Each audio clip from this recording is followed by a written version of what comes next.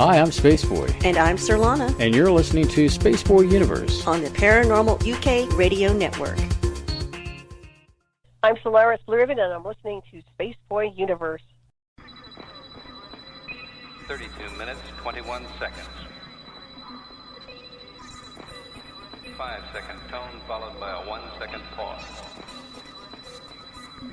You are listening to Spaceboy Universe. Okay, gang, let's go.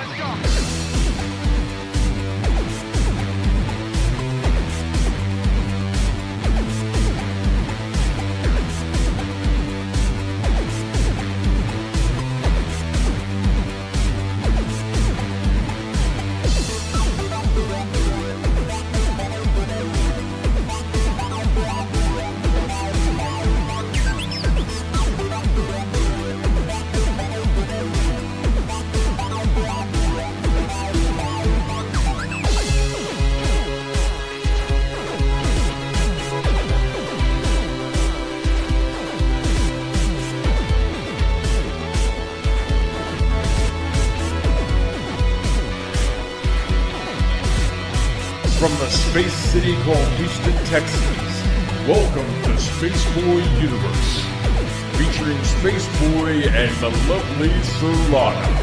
So strap in and prepare for launch sequence.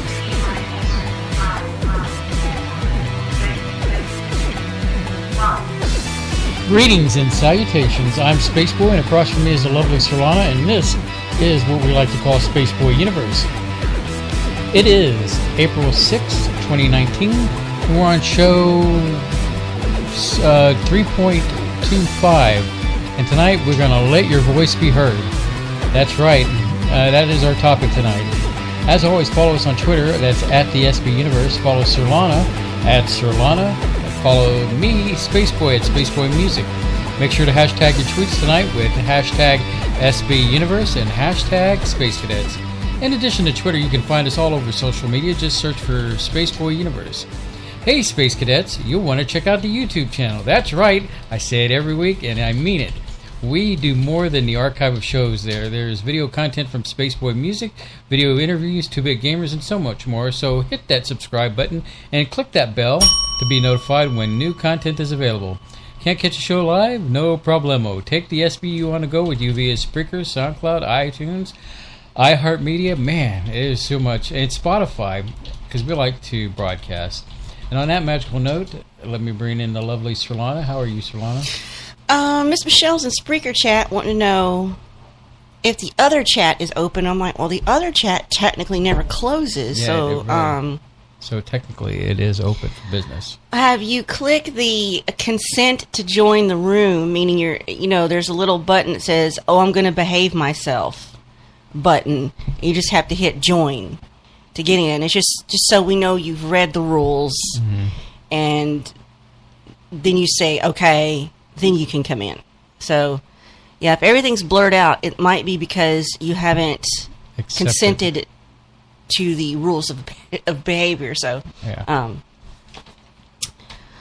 I can go take that out, but I just feel better with it being there. I feel better with it being there, so it keeps out the riffraff. I'm not saying Miss Michelle's riffraff. I'm just saying that there are people out there that are trolls. Although that has completely decreased since I took us out of a directory. We were in some directory, there yeah. She is. In case you don't know what we're talking about, when we're live, we're broadcasting on Spreaker.com. And there is a chat right there in Spreaker. That's not very interactive.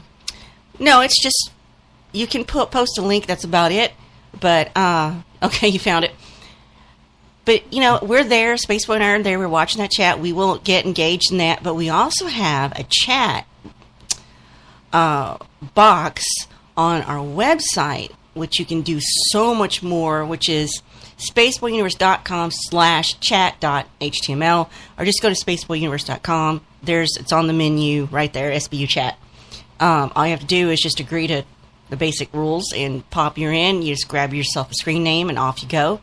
And I see Bev and Bob and Ms. Michelle did make it in there, so she said she had a new setup, so that was a problem. The SBU chat room is something that I wanted always for well, basically for Spreaker, but Spreaker was dragging their rear end and wouldn't, even though I brought it to their attention, they said, yeah, we're thinking about doing that and blah, blah, blah. And well, I just took the devil by the horns, and we got this created for the nice our thing SBU about it sites. is it's a dark background because I can't take this stark white background because I have too many headaches for this. And then you can pick your own avatar, you can pick your own name, you can post links, there's gifs, pictures, you can actually upload gifs that you download elsewhere and attach it, and you can actually put a file up there. You can choose your color of your font, and it's more like old school IRC chat if you're old enough to have done internet relay chat like I did way back in the early to late 90s. Remember ICQ? ICQ. That was a day. That was like 1998, 99. Those were the days. And I got a drink to start with, and I've already drank it. Yeah, I know. I got water, and I've already downed it again, and I'm probably going to get some more water during break. But anyway, break, yeah. But speaking of drinking, you had a tasty drink today. Yes, and I live vlogged it on Facebook. Our homegirl, Texas-grown Lori Brooks, followed it and because she's a Texan. I've only been in Texas for 15 years, so I don't know if I'm really a Texan or a Houstonian, but excuse me. I've known about Whataburger most of my life because we've had them in Louisiana. Really, you did? I think so. It just wasn't. There wasn't one nearest to anywhere I lived. You have to drive to it. Oh, so it wasn't like Starbucks where they're no, like we on didn't every know. corner. But the place I'm from is kind of dead. Backwoods. Well, it's kind of dying, and so it's kind of. Anyway, so Whataburger, the fast food chain, is a Texas Creation. cornerstone. Mm-hmm. Yeah, it is a Texas thing. It is like H-E-B, the grocery store. It is very Texas. So is Dr. Pepper. Oh yeah, Dr. Pepper is a staple of. And they had this bottling plant there. I don't know if it's still there. I know they had one up in Dallas. Yeah. But Dr. Pepper is a Southern thing for sure. Mm-hmm. So they took two Texas institutions, Dr. Pepper and Whataburger, and married them and made the Dr. Pepper flavored milkshake. And so I told Spaceboy when I came home from work Friday, I said, I don't know what we're doing this weekend, but we're not ending this weekend until I get a Dr. Pepper milkshake. At least try it. And to me, it's close to Dr. Pepper, but it doesn't really taste like the soda. It's like more sweet than a usual milkshake. It has that peppiness of the Dr. Pepper, but it's not the flavor. It's fine on its own right. Initially, it's perfectly drinkable. Initially, you could taste the chocolate flavor, but as it goes down, I can taste the Dr. Pepper taste to it. Yeah, I think most things are dead to Sherlana, so Well, I would get it again. She said at the window when we paid for it, or you paid for it, they can only sell maybe a few more, and they're completely out of the mix that makes it. Mm-hmm. And he said it's wildly popular. But of course, as you're pulling into this Whataburger we went to, there's a giant freaking billboard on this road saying Dr. Pepper milkshake. So it's like, well, what did you expect? So that was fun. K28's asking, does it taste like a Dr. Pepper Icy? No, that's much different. Yeah, that Icy is. Well, that's. Tell you what, there's this gas station that's really close by, but it's on the other side of I-10. They have it's every morning Coke, cherry, and Dr. Pepper Icy.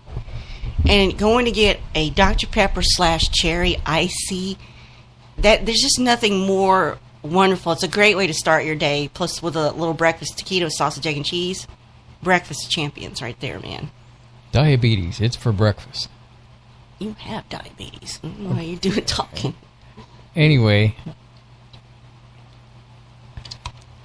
So, if you're in Texas and you're curious, go get one. Get a small one if you're not feeling confident about it. We got a medium, and you finished it off. We shared it. So, I'd say go ahead. If you get a chance to get a Dr. Pepper Icy, get it. That's even better. Or Dr. Pepper on ice. Or cherry. Diet cherry Dr. Pepper is amazing. mm-hmm. Out of a can. Totally recommend it. It's hard to find, though. Tomorrow we're going to go see the real Captain Marvel. And for those who don't know what I'm talking about, we're going to go see Shazam. And we're looking forward to seeing that tomorrow. That looks like it'll be a fun, upbeat kind of movie. Sorry about my sniffles. I had a real bad allergy attack while we were waiting for our milkshake. Hey, you're hijacking my thing about going to the movies tomorrow. Go ahead. That's why I'm doing this. Sorry.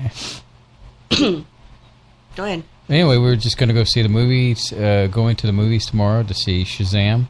I don't know if anybody's seen it already, but we're going to go see it tomorrow morning when everybody's asleep. You know. Can I wear a hat? Wear whatever you want to. Do they frown upon that in the theater? No, but you know, considering that most places now sell alcohol, I guess most people don't care. Well, they are not going to serve it when we're there. Why do you say that? Too early in the day. It's before noon on a Sunday. I don't know. I'd probably walk up there and say, hey. No, that's a Texas law. They cannot sell any alcohol before noon on a Sunday. Although I think that's going to get repealed. That's at a grocery store. Did you have the chat reset? And Harris County is not a dry county. What do you mean? Oh, no, not by any means. What do you mean chat reset? The chat just went dead, disconnected me, and then reset. I did not reset it. I didn't either. I did not hit her, Mark. I did not. I say no. I didn't hit her. I did not. Hi, Mark. You didn't do that thing. I don't care right now. You didn't do that thing I suggested from earlier. No, because you right. didn't. How am I supposed to prepare without a script? You had the script. Oh, well, I get you. Well, okay, We'll save it. We'll save it. Yeah. For some other time. Yes. Okay, because I already have an idea for that. So, yeah, Whataburger. I like their fries. Well, Gene was just mentioning that he likes Whataburger too. I mean, it's everything that a growing boy needs. They have good fries. They have good shakes. Mm-hmm. French fries their are hamburgers delicious. are a little salty for me, but I'd still eat it. I cannot eat a McDonald's hamburger for the same reason. They have the most salt content in any patties. McDonald's? Mm-hmm. Yeah. They do put... It wouldn't be so bad if it was salt and pepper. Although we did eat there Friday night for dinner, but I had breakfast. Hot cakes and sausage. And hot cakes and sausage. And I tell you, it was just, three pancakes and sausage. And I'm telling you, I could have had another whole serving of both. It almost gotten into me. Well, you could have added it on the self-serve menu. Well, you are... Oh, God, I'm sorry. You are already really agitated with me for some reason I couldn't figure out, so I decided not to push my luck. Yes, Gene, it is. It is a heart attack waiting to happen. Yes, but given the way the world is right now, do you really want to live that much longer? I mean, come on. So, this is how I'm going to go out. What? Drinking alcohol and smoking cigarettes and... When's the last time I've had alcohol or a cigarette? Well, no. I mean, if you're ready to go out, I would imagine you would pick up a stogie and... I would not smoke cigarettes. I would smoke flavored cigars. That's completely different. K28's posting some really nice photos in our I see the web trains. chat.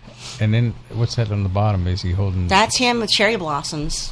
Is he holding a jacket, or is that... Okay. Or dead plushie, I don't know. My picture is so far away, it looks like he's holding a poodle or something. Anyway, if you're concerned about mind control technology supposedly coming through with 5G... Yeah. Just know that 5G right now is still hype for Verizon and AT&T.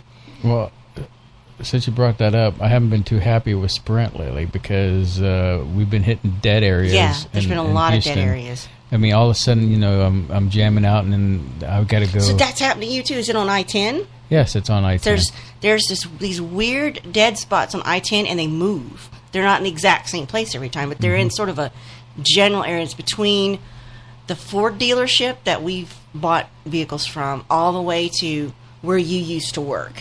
You know? Where I'm working now, which is still close to 610.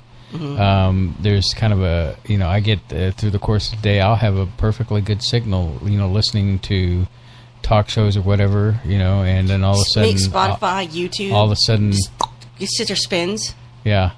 Well, anyway, the carriers are marketing their campaigns. They're outpacing the actual networks, meaning AT&T and Verizon have these big announcements about, oh, we're going to have 5G, we're going to have 5G, we're going to have 5G. And, you know, even AT&T, we've talked about this, have even put the 5G logo in their carrier information on your phone. So falsely. So they make you think you're on 5G, but you're not. And they're very ballsy about it. Like, we don't care, you know.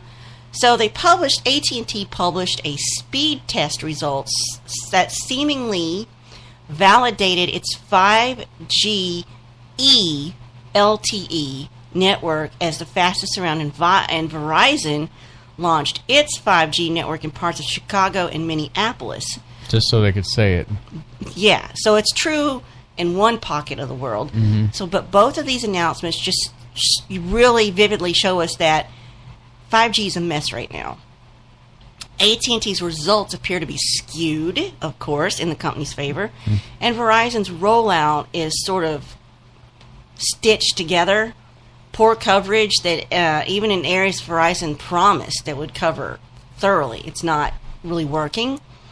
They're just the latest headaches for 5G, which has been marred by what they say are delayed rollouts, limited hardware tests, conflicting standards, and political wrangling, and more. So they're all trying to rush to be the first company to get it and push it out. But they're saying if they keep things as they are, it's going to be a big mess. It's going to be shoddy and spotty and just not nice. So like I said, AT&T did speed tests, and they put that out there. And of course, they could say anything they want to. How could we refute them? How can we test that? Because, you know, they're saying they're going to have the fastest 5G network. AT&T is saying that? To cement their reputation as a leader in that area, but the results aren't clear cut. And somebody uploaded screenshots of speed tests that they did and put it on Twitter, and they said, lol, this is a joke, laughable. And it's from iPhone users who are going to the web, and with their iPhone XR, XS, Max, XS, X8, 8 Plus, which are same models that display the 5G logos on those two networks, I guess AT&T and Verizon. And it's just a result of the phone users seeing the new 5GE logo. They're not actually on 5G. They just believe it because it's displaying on their phone where their carrier information is. Very deceptive. So like where we have it, it says Sprint, and you get your bars, it tells you how much LTE, strength. and it says LTE. And when you're not on LTE and you get in a bad area that drops, it's not covered, it'll go to 3G. 3G, yeah. So that's where it's displaying the 5G on AT&T customer phones. That's that area on the phone. I think it's kind of deceptive to stamp something that it's not. Yeah, and they don't have any remorse about it. They're like, you know, I would think you'd have to get a new phone. If they actually had 5G, you'd have to upgrade your phone, wouldn't you? Well, that's what worries me is that, you know, I recently upgraded. Well, I didn't really upgrade. I got another phone because I was up for my contract was up for a new phone. And I got the same 6 Plus iPhone. We made the same. We got new old stock. Yes. Because just for the simple fact that the current phone or the previous phone I had worked perfectly fine, nothing wrong with it, and so I just kept holding out, and eventually I bought out my phone for like 56 bucks. Yeah, $56. But this new phone, my rose teal phone. They only had one phone available with the specs you wanted, and it was a rose gold phone. And you're like, I don't care. I'm be putting a hard cover on it. No one will ever see it. So you got a girly phone. The only thing I don't like is that it has white on the front. But so does mine. Because actually, we have the exact same phone now, except yours is a 128 and mine's a 64 gig. Have you filled yours up yet? Only with photos. I'm getting close to photos. I just need to dump those off and save them and start over. But anyway, so people have been posting speed tests on Twitter, but they're not real tests because they're not on 5G. So things don't necessarily improve when you actually get to 5G either. As Verizon demonstrated when they did actually launch 5G in their network in Chicago. And so actual 5G will offer dramatically better speeds, rates between 400 and 600 Mbps for downloads. I'm not really doing a whole lot of downloading unless it's an update to an app. Speaking of phones, did you get an emergency alert about 2 hours ago that we were under a tornado warning until 7:15? No, I did not. Where would I see that, or what does it expire? It should pop up. I guess it's already expired now. Well, I was in a Benadryl coma for about 4 hours. What gets me is it says take shelters now. Like, well, I'm a little. It should be dead by now, I guess. Mm-hmm. The other morning we had a storm pop up, like before I went to work, and I heard that, like a thunderstorm.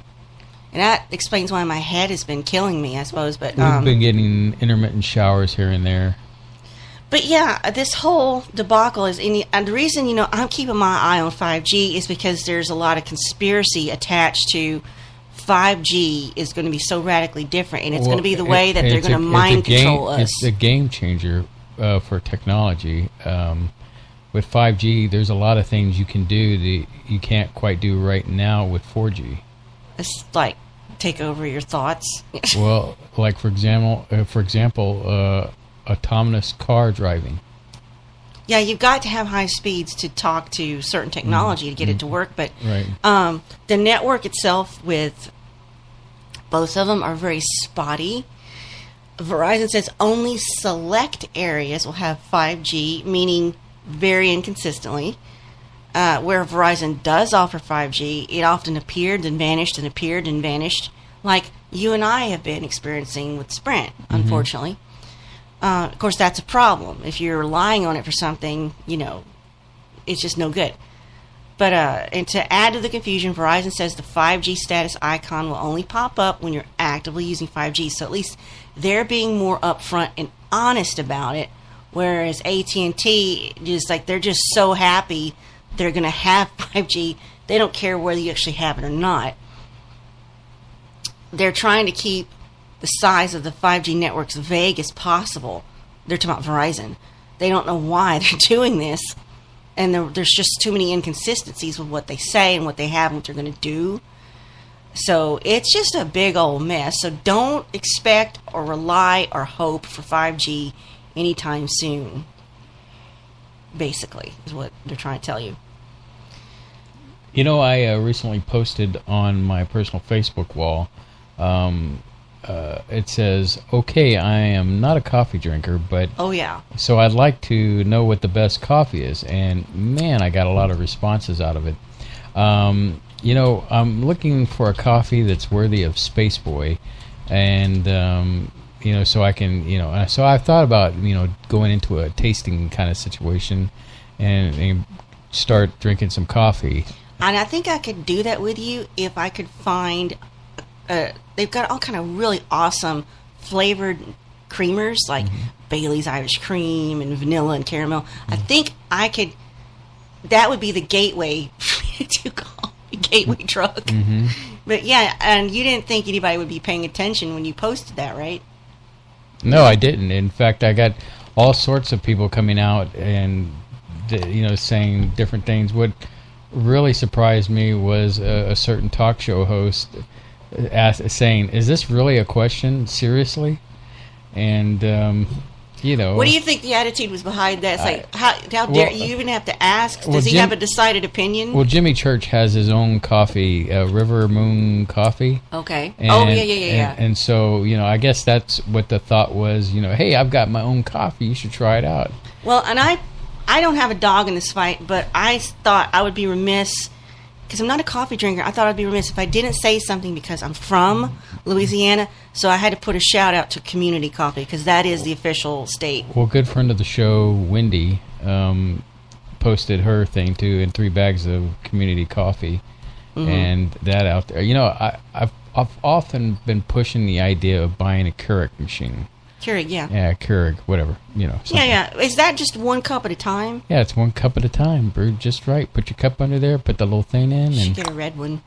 And you know, it would be the perfect opportunity. I believe there is Community Coffee K-Cups. To try different cups, and then you can buy the things where you can buy coffee to put it into a cup, and then it'll brew it for you. Right. So, because you can get Dunkin' Donut coffee, Donut Shop coffee, McDonald's brand coffee in a K-cup. Of course, every Starbucks there is. That's a Dunkin' Donuts, French vanilla, medium roast. I don't know what any of that means. Good old Maxwell House.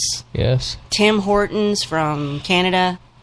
Javalia. Newman's Own. I didn't know Newman had a coffee. Folgers. Good old Folgers. What doesn't Newman have? Krispy Kreme. Flavored coffees. You can get a variety pack of flavored coffees for $25 of K-Cups. There's a coffee called Death Wish. Caramel vanilla cream. See, I could drink that. And I know you're a big fan of tea drinking. They do have tea K-Cups. They do. Earl Grey. It's like cup by cup. So this is the question for the space cadets out there listening tonight. Do you drink coffee? And if you do, what coffee are you drinking? That's my question out there tonight for you guys. So, let's see here. What was I going to say? I got stuff in case you don't have anything. No, I mean, you could bring up whatever you want to bring up, because, you know, I just wanted to remind the audience tonight we have open lines, and it is whatever you want to talk about. We can talk about immigration. We can talk about things that are out there, out on the forefront. Space Boy will talk about it with you. Yeah, Space Boy, it is mad as hell night, and we're not going to take it anymore. So, you know, the number is 713-701-5214. Is that correct, Solana? Well, I opened Skype, and it said it has to do 8 million updates. Hold on, it's working on it. But is that the number? 713-701-5214? Yes. The Skype number, that sounds correct to me. Okay. Hold on, it's working on it. It's launching. Well, we've got a break here that will take care of it. Okay, so I'll bring up this other stuff. So as I like to tell Solana, don't sweat the big stuff. You know, let's take a break and let it do its thing.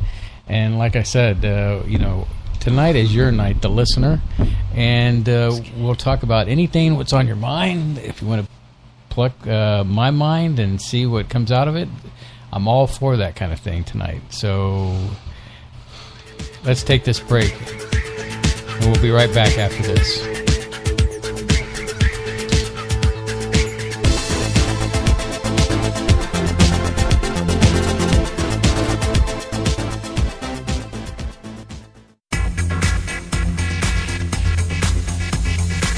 You are listening to Space Boy Universe on the SBU network. Explore the universe with Spaceboy and Sirlana. This is author Jordan Root. You are listening to the Space Boy Universe. This is K28, and I'm listening to Space Boy Universe. Hi, y'all. This is Lori calling from Texas, and I love listening to Space Boy Universe. Hey, this is Dave Cruz, host of Beyond the Strange, and you're listening to Space Boy Universe. This is Wendy. I'm listening to Space Boy Universe. Hey, y'all. This is Lorelai DeLille. I listen to Space Boy Universe. Don't you? Tell your mom and them I said hi.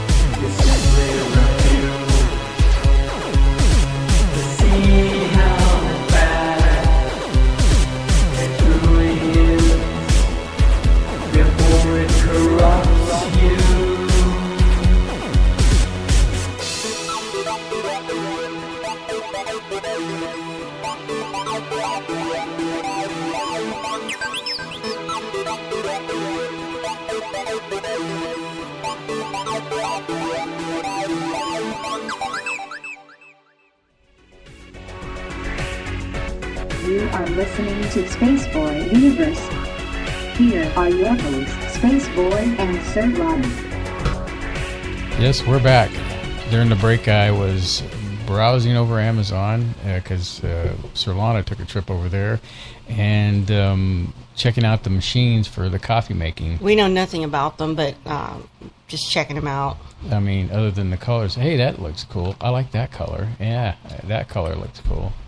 Anyway, I'm just, I'm intrigued by the machine, and it would be a great machine to dive into coffee.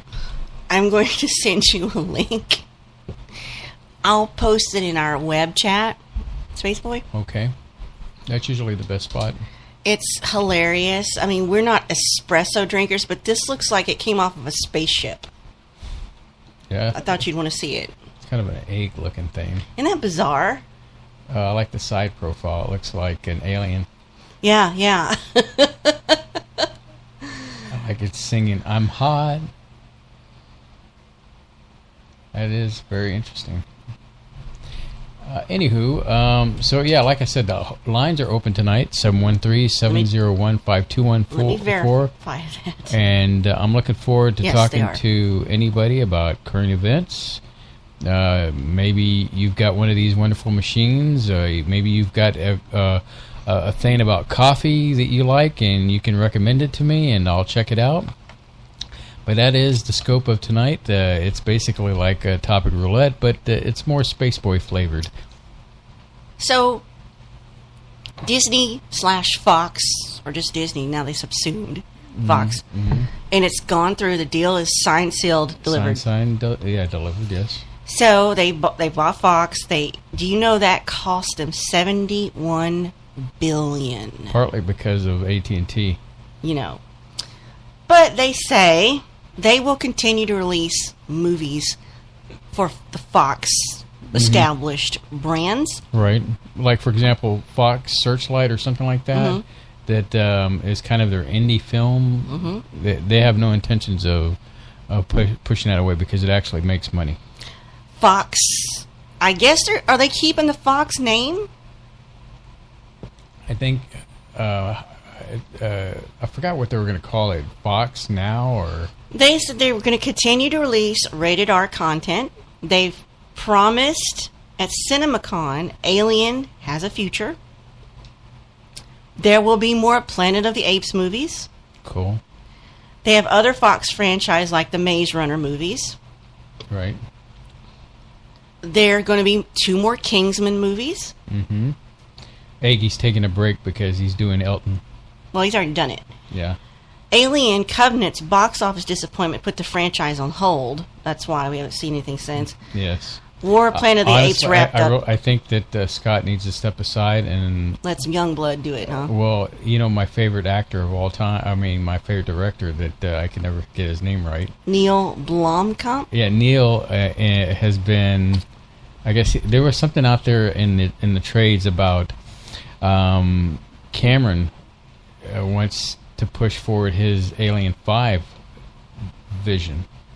And maybe do something where everybody started hungering to get back to it for some reason. What they want to do is they want to go from Aliens to that Alien 5 movie and just forget everything that had happened in between. I think that's funny. They're like, "Oh, it was just a dream. It's just a dream." Which, if I was like Sigourney Weaver, that would piss me off. Like, I did all this hard work and we're going to dismiss it as dismiss it from canon. Well, she got her payday. True. I mean, and she would be in the Alien 5 movie. From all the stuff I've seen and heard. Yeah. You can't have that franchise without her unless she does expire and maybe her progeny takes over. I was just getting ready to say it needs to be the daughter. Passing the baton on to the next generation. And if there was some way they could tie it in with the Alien Isolation thing, the game that is, where her daughter is still alive, and then that would be, the way to go. Of course, I'd heard that they wanted to pass the baton on to Newt. Yeah. So. But, it would be better if it was Ripley's daughter. Why can't they be both? Why can't we have a daughter and she meets up with Newt and they have to fight stuff, Anyway, so I want to read you this. We're doing pop culture stuff, Forget Thanos' butt. Captain Marvel's cat should eat him. Possible spoilers for Captain Marvel, but it's been out long enough. You should have seen it by now. Okay, so wherever we thought about Avengers Endgame, the theories around it, there's some that suggest that Ant-Man entered Thanos' butt. Yet, that is exactly where Marvel fans have taken the conversation. So, if we're spinning all these outlandish ideas, we think the Marvel MCU has already shown us the best way to beat Thanos isn't to evade his lower intestines, it's swallowing him whole. That's not a task for any Avengers who survive the snap, and it would make for a terrific revenge. It's not a mission for any human being at all, but for a mysteriously gifted Flurkin known as Goose. But how freaking long does a Flurkin live? Because that's been over 20 years, right? And did he, if he was alive, did he survive the snap? I guess the question should be, is he on IDBM as a character going to be in the... Yeah, that's where the spoilers are. Yeah. So they're saying the true secret of the deadly tentacles is exactly what it could take to end Thanos once and for all. Not to mention spare Ant-Man his worst mission ever, because the cat is a Flurkin, it's an alien, and it has pockets of alternate realities inside its gut. So it could eat you, and then you wouldn't actually get digested. You could go to another dimension. So In case anyone missed the emergence of his butt-focused Thanos theory, tragically referred to online circles as the Thanos theory, it may be hard to believe, but giving a brand new meaning to the term end game, crude joke. So, if Ant-Man penetrated Thanos' defenses by entering his body through an orifice, let's say, he could circumvent his incredibly durable skin, and what's inside him, Ant-Man could just grow to his normal size, and that would kill him in a really graphic way. It's not the Disney way, although... It's not the Disney way. Or they could kill his mother in front of him. That's the Disney way. So the theory spurred these creative interpretations of how Ant-Man could invade, literally, Thanos in a heated battle, until Josh Brolin posted a response to the Thanos butt theory. In fact, I think it was when they were getting ready for this particular scene, they called it the Preparation H. That's too funny. Sadly, nobody stopped to realize the most crucial drawback to this plan. The experience wouldn't go as smoothly for Scott Lang, as the fans say. Smoothly. As Drax and Guardians of the Galaxy explained in their second film, an impenetrable skin is just as impenetrable from the inside. Meaning, growing to full size would kill Thanos inside out, but it also certainly mean the death of Ant-Man. Yeah, I was going to say. A worthwhile sacrifice, maybe, but not one the Avengers need to make if they follow the Goose the Cat plan. Have Goose swallow Thanos. And every time they talk about Goose the Cat, they show the official movie poster of Goose, and I just melt every time I see it. Because, you know, I'm a cat person. I'm like, damn, that's an attractive cat. It's so sweet. So, now that we've seen Captain Marvel, right, it'd be tempting to say Goose should just swallow Thanos whole and be done with it. Because the cat looks like a cat, but it's an alien. It's a flurkin. Has the ability to spew out massive storm of tentacles from its mouth, consume its enemies, or anything else. As we saw what he ate at the end of Captain Marvel, and then later he spit it back up for the riveting cat vomit scene. Nothing like it. So there's more to this whole theory than just a joke. So Goose is a perfectly crafted Thanos killer. Audiences will need to learn about the Flurkin's secret abilities. We're not only referring to the ability to spew tentacles, but to swallow that object it swallowed without an issue. Didn't harm it in any way.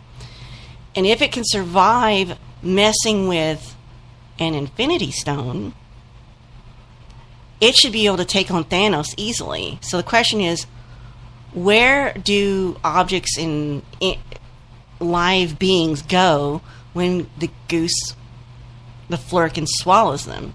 So the answer to that question may be in this next movie that's coming out. But I have hopes, but I just don't think they're going to do it. But anyway, Captain Marvel took most of his inspiration from the most recent comic update, turning the cat's name from Chewie to Goose, because they do. Although Disney owns Star Wars, they probably wanted to maybe disassociate it, and then they pay homage to Top Gun by naming the cat Goose. So, but anyway, the cat possesses horrifying ability to unleash a torrent of tentacles on whoever's messing with it. And it may seem like a cheap gag, for a movie, but it's tied to real questions about physiology in space. The mystery started when the Flurkin laid dozens of eggs without anyone noticing in the comic book, and Carol, who's Captain Marvel, turned to an animal rescue for help. And that's previously hidden eggs were explained in Captain Marvel number 8. So the Flurkin is able to access pockets of space internally inside its body. Makes perfect sense. Justifies launching of tentacles or egg batches that are far larger than its body can actually hold. So in the Captain Marvel movie, we saw this same premise. Goose isn't actually holding things she swallows inside her body, but they would keep... She can, access the place where they went. Mm-hmm.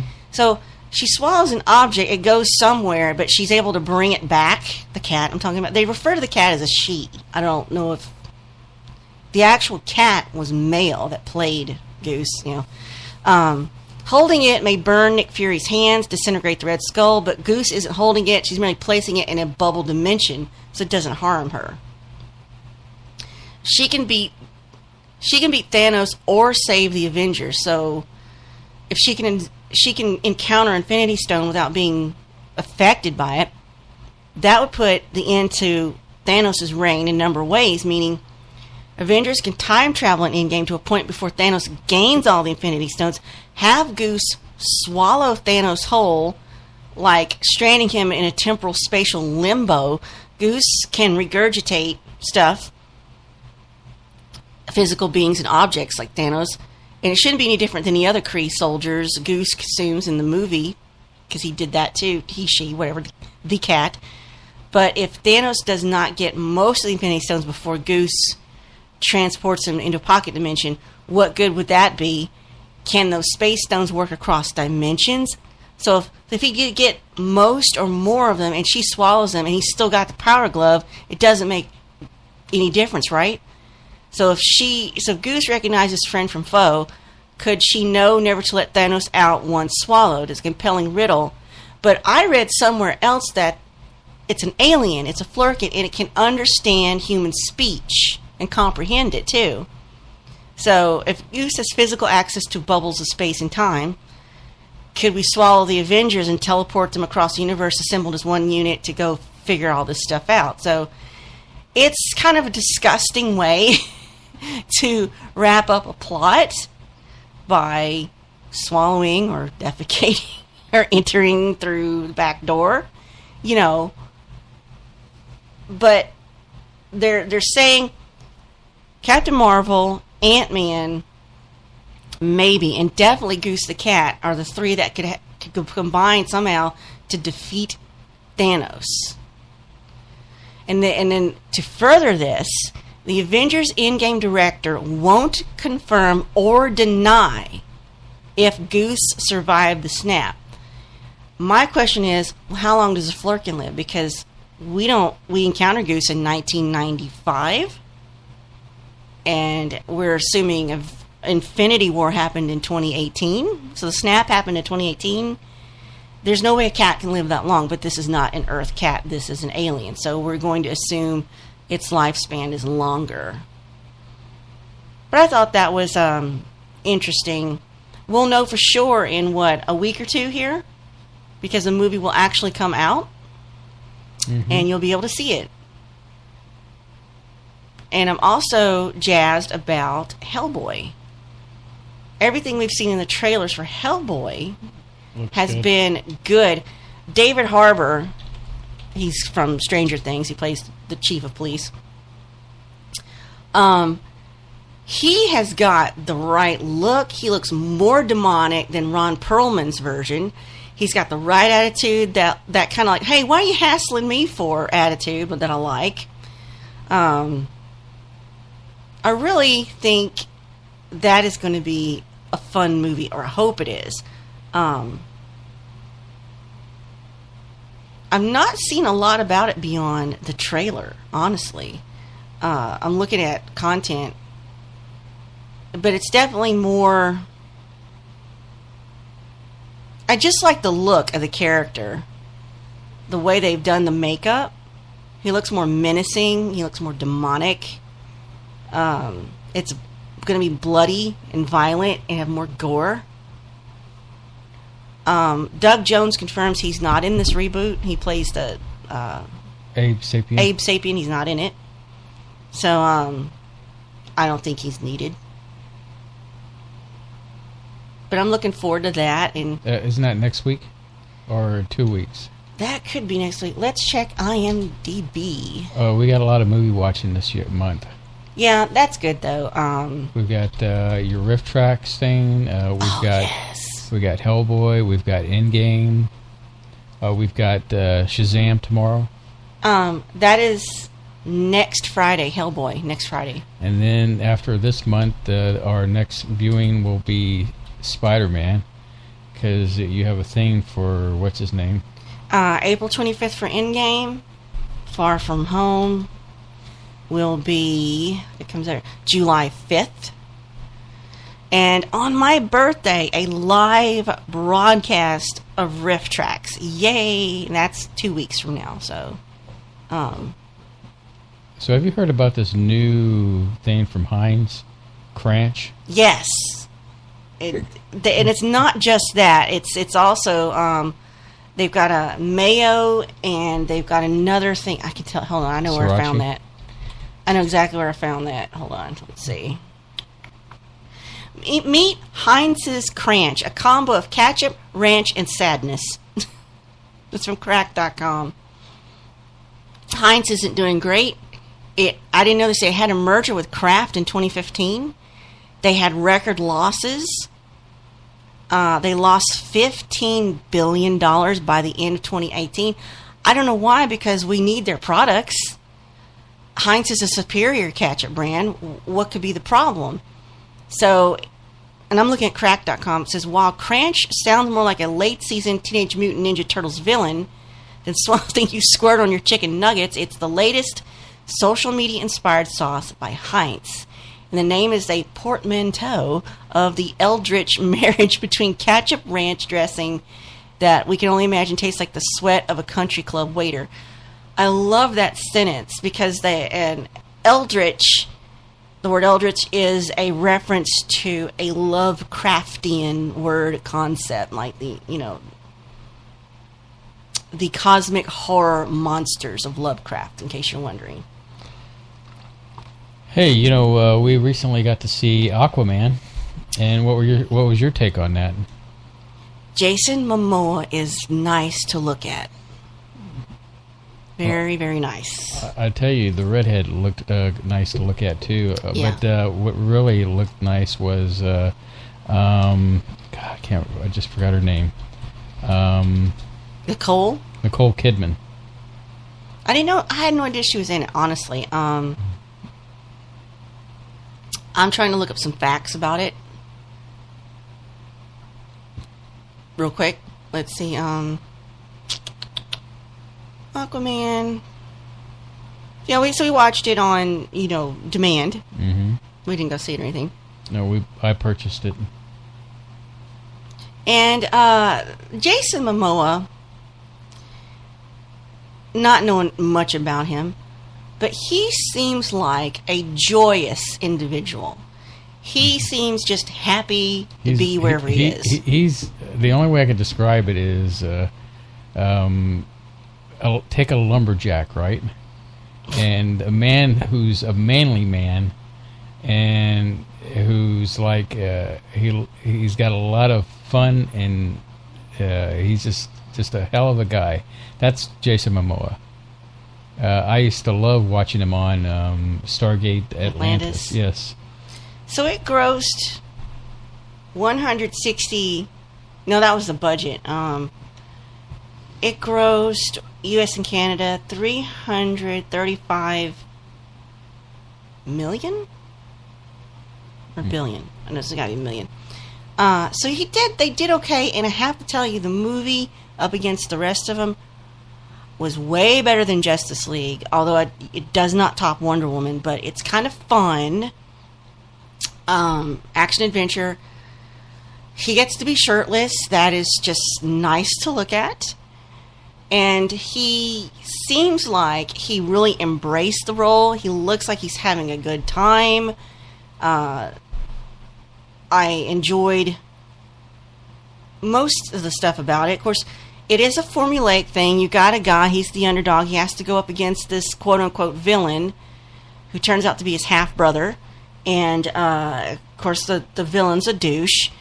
But you come to find out that the brother has got some wrong information that he's believed, and they're both bitter and upset that Aquaman thinks he caused his mom's death. Mm-hmm. His brother thinks that Aquaman caused their mom's death. That's basically, and of course, you find out what really happened, and so you're like, I wonder if they can actually heal that breach. And I guess there probably will be an Aquaman 2. Would you say it was successful in the box office? Oh, yeah, very successful.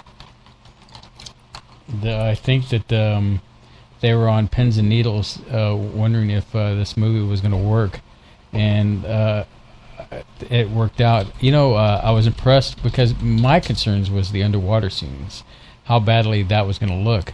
And, of course, it turned out pretty good, as far as the underwater scenes. It's interesting that the premise they had, like, only royalty can breathe air. Like, if you're born underwater and you're of royal blood, you can do water and air. So I was like, that's interesting.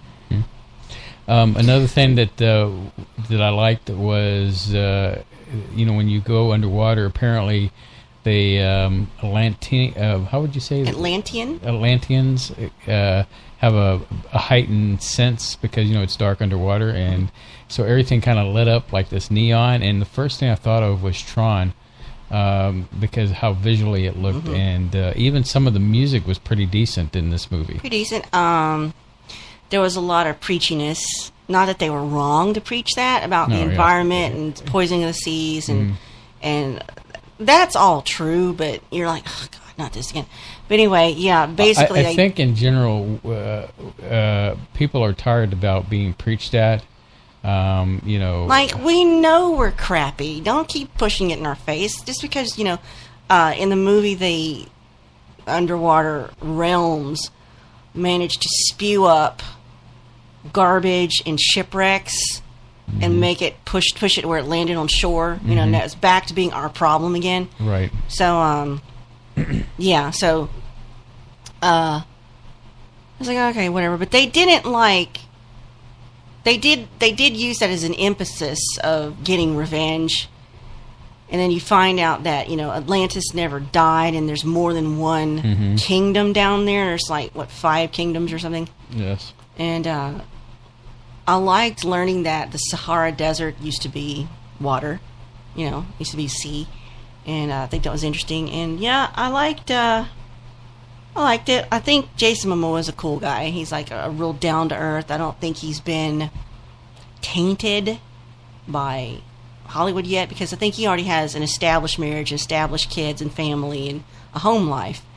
And I heard when he was on Graham Norton years ago that he learned he got the Aquaman role way back before they even talked about making the movie. He said, okay, you're going to be Aquaman, but you're going to have to wait 3 or 4 years before we even start production. So he knew he had a job. He knew it was coming, but at the time he was broke. He was flat broke. And I guess he must not have gotten Game of Thrones yet, which I've never seen and I have no intention of seeing. I guess Stargate Atlantis had ended for him. And you pointed out, isn't it funny, he first was in Stargate Atlantis, and here he is, he's playing a half Atlantean from Atlantis. And I'm like, oh, you can't escape your destiny. I hope that was an interesting point that you brought up. But I tried to watch Stargate Atlantis, but it was so formulaic. This is when I've started to get over formulated TV. And I can go into that later from the break if you want to. Because I've been talking about Breaking Bad a lot lately. Yeah, you have been talking about a lot. And Better Call Saul. Better Call Saul, which incidentally, Better Call Saul is not coming back until 2020. God, I'm going to forget everything, man. But you know what? That's a perfect excuse to go back and binge watch the entire thing. Yes, binge watching. All right, ladies and gentlemen, there's the music. We'll be right back. Wow.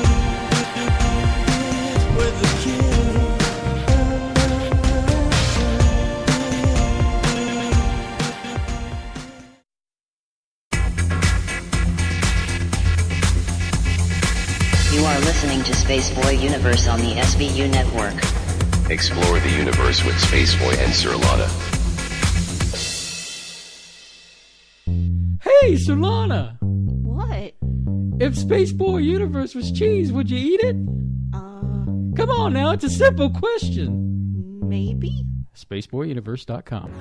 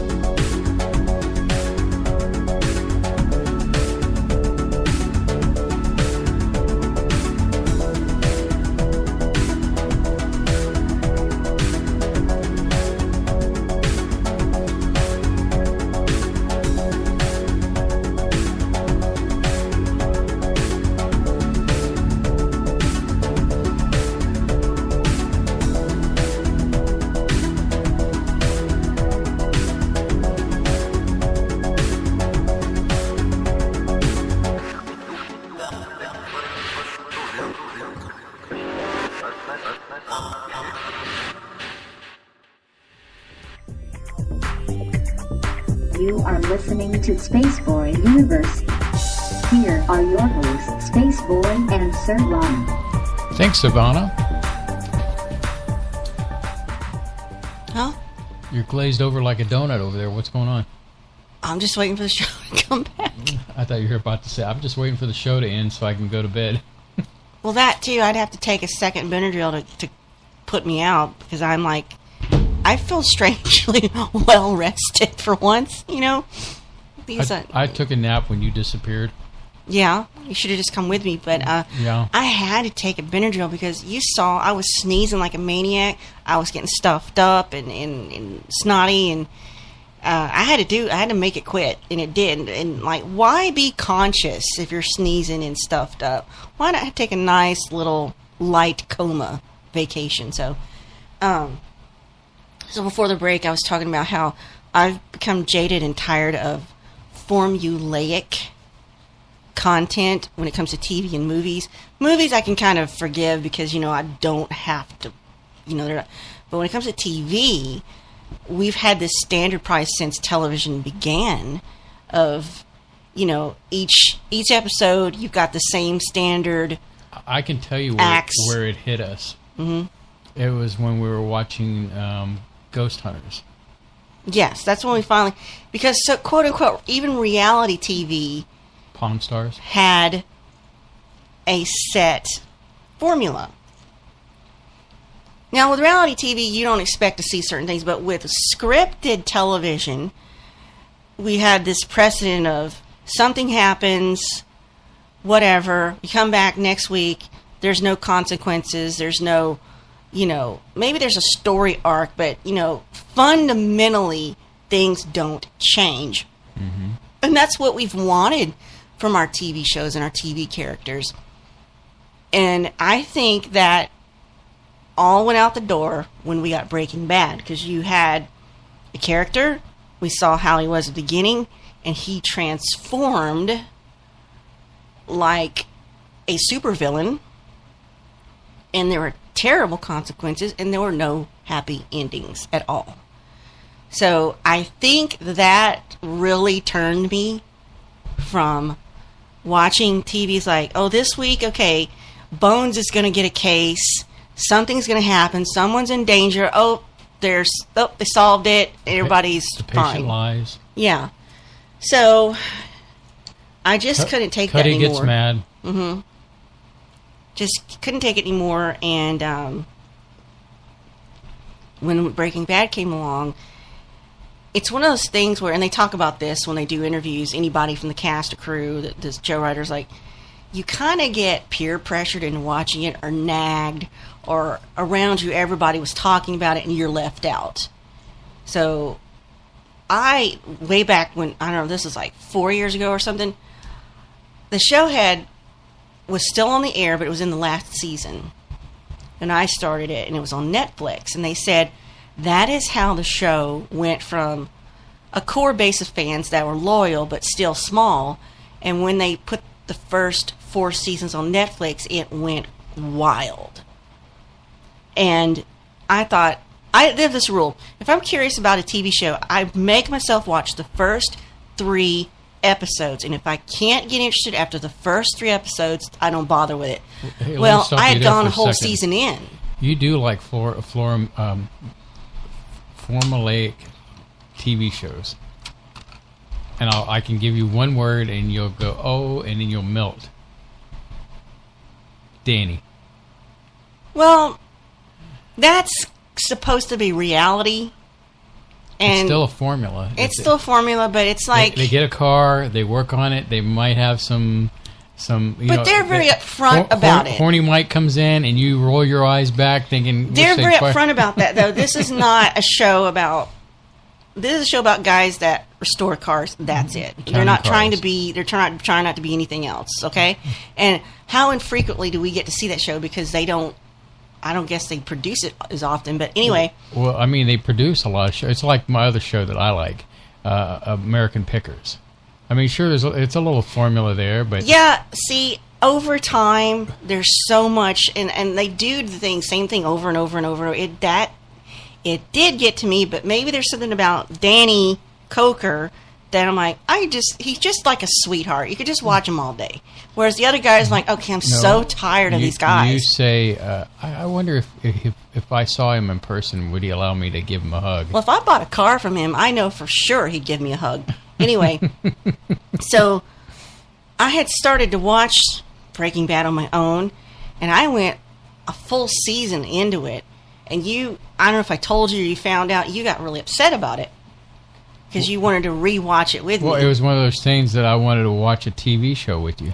Yeah, you're strange like that. Anyway, no, I just like to share the experience. And I don't like to share. Here, listen to me. This is why. In this modern day of play a video anytime you want, we've lost the ability to have what is called the water cooler talk, which that has been taken away from us because, with this on-demand stuff, and I'm not going to denounce on-demand because I love being able to watch whatever I want to watch when I want to watch it. And so, but you have content that you can do that with that I just do not care about. I watch a lot of content that you don't care for, and that goes back to when I was a manager for Blockbuster. I think that irritates you, but I'm like, I'm not going to apologize for not genuinely being interested in a lot of that stuff because I can't make myself do it when I'm watching something I don't care about when I could be reading something I'm enjoying. But I'm sticking to this 3-episode rule. And again, I was hearing stuff, and I was hearing stuff, and I was hearing stuff. Like, okay, it's on Netflix. I just found it. I'm going to watch the first 3 episodes, and I think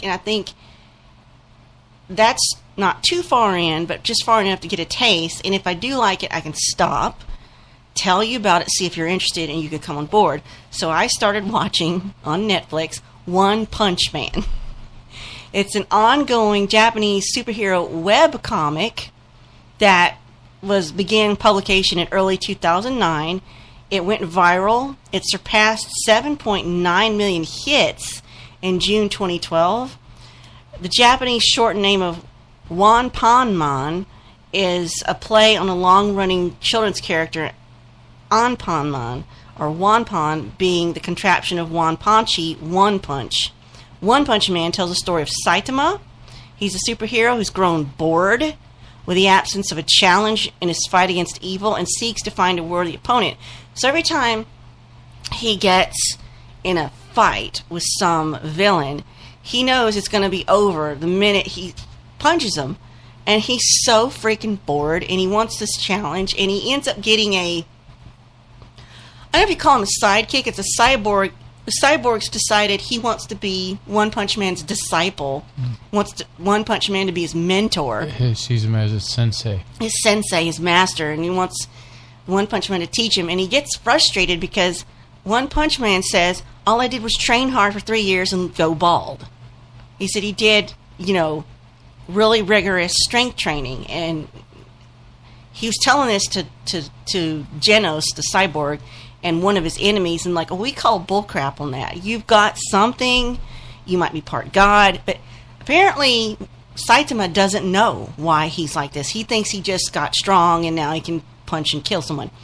But it was a digital manga remake of the series, illustrated by Yusuke Murata, began publication on a website in 2012. The chapters were periodically collected and printed into volumes.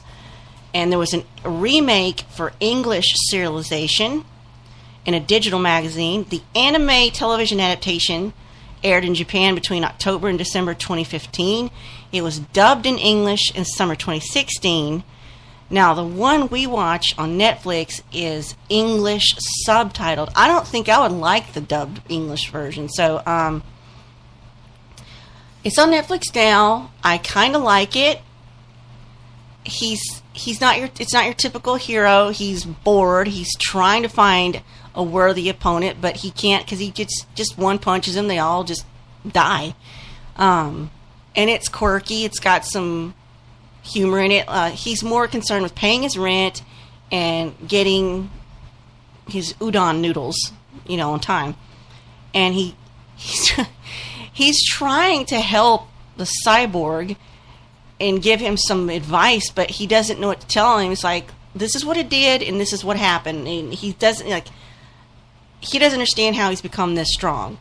and it frustrates the cyborg, and so he's trying to give him some crap like, oh, well, you need to strengthen your mind and your spirit. So he's like stringing him along so the cyborg will be satisfied. But it's really kind of fun and satisfying if you don't mind reading subtitles. It's like the other show that I like with the red panda. Agretsuko? Seko? It's based. The show is based around this red panda who is an office worker in Japan, and I guess she has a lot of pent-up anger. So to release that anger, she goes down into a place where you can, book a room to do karaoke, and and then she sings death metal. It's quite interesting and fun. I might go back and get into that.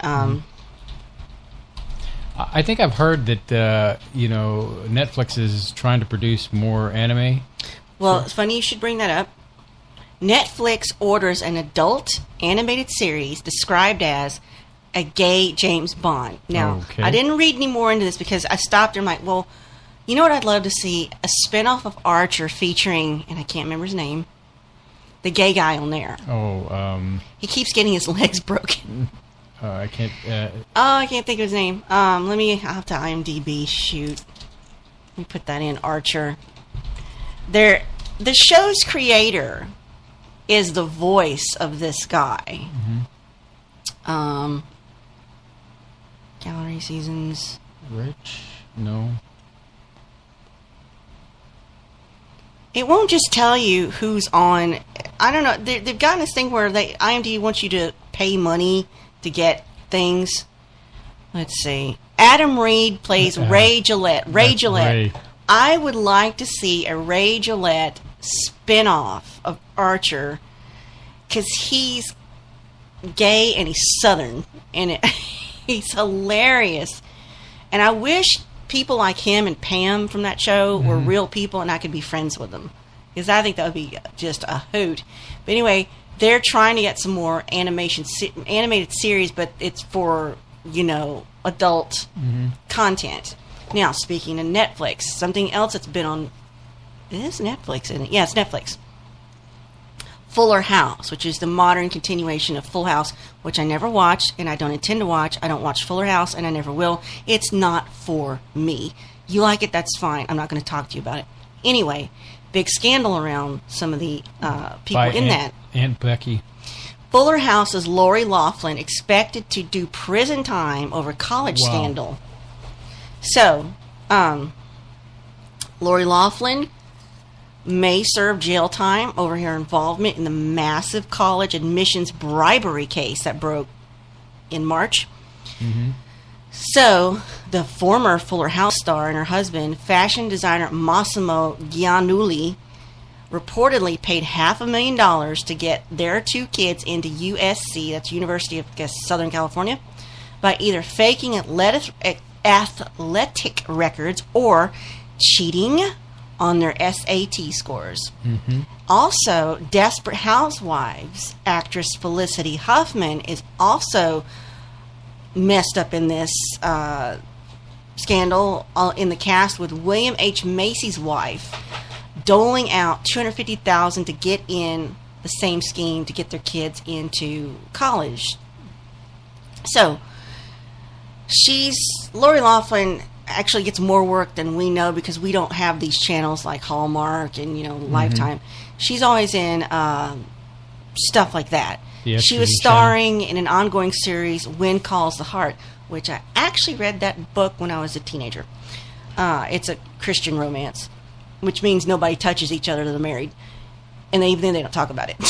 But the actress, she shot to fame as the love interest as John Stamos' Uncle Jesse's love interest on the first iteration of the show, Full House. She plays Aunt Becky, which she still plays in Fuller House.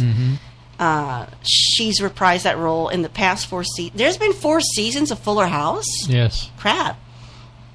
Means the upcoming 5th and final season, yay, they're killing it, will not see the return of Aunt Becky. So things are getting worse for her. She may need to serve time in prison. Oh, boo-hoo. According to a report from Deadline, the actors are more than likely looking at a penalty of somewhere around 6 months to just under 2 years behind bars. And because they have money, they're famous, they might get out of this. But the actress and others who are involved in this scam are being charged with conspiracy to commit mail fraud and honest services fraud with a potential maximum sentence of 5 years. Time behind bars as well as probation and fines, however, will be based on their cooperation in the ongoing litigation. And she's no longer a cast member on this show. Some of her co-workers, like Candace Cameron and Jodie Sweeting, stand by Laughlin. They refuse to comment further, says we're family and we stand by each other. Considering they've known Laughlin since they were kids, right, it's understandable they would be quick to write her off. So they may not be fully aware of her wrongdoings. Maybe they don't understand. Well, that's their Aunt Becky. So So the point is they can just be quiet and wait to see happen. So now, interesting you bring this up because recently Dr. Dre mentioned about how he was saying something to the effect. Yes, I saw that. That he sent his daughter to this school, college, if you will, and he was like saying, I guess saying something to the effect that bragging that she got in or something. Got in, and how he didn't have to donate any money, but the reality was he had already donated money to the college, and I think they named the building after him. Mm-hmm. And so, or his producer did. And so he immediately shut up on Twitter about the whole thing, and that leads to what happened to the old days of naming a college just to get your kid in. Well, I don't think it's going to stop with just Aunt Becky. Well, assuming this goes on to say, assuming Laughlin and her co-conspirators are guilty. Let me prove it. The most important thing here is not to let them get away scot-free, meaning we don't want to see a slap on the hand by paying fines. These people are want to make an example of them. They're very wealthy that they can buy their kids' way into prestigious schools. Any monetary penalty won't matter that much to them. They won't blink an eye. So regardless if she serves time in prison, what matters most is that they're accounted for, their wrongdoings, and they serve as an example of others who are thinking they're doing the same thing. And I tend to agree with that now. This is dated April 2nd. Fuller House star stands by Lori Loughlin despite college scandal. And that's Candace Cameron. Mm-hmm. So, but I think Netflix has sort of put their spin on it by she's not coming back. Mm-hmm. I think that's kind of like the unstatement there, so. Right. But I just wanted to mention that because I'm hoping somebody did something wrong and I hope they get punished for it. Just a reminder, the phone number is 713-701-5214, 713-701-5214. I guess Gene is saying. Well, Bev, Gene's lonely in Spreaker chat. Maybe you could pop in there and talk to him. I've been talking with him. He's in there, and everyone else is in the Spaceboy web chat. Trying to find some other content here, but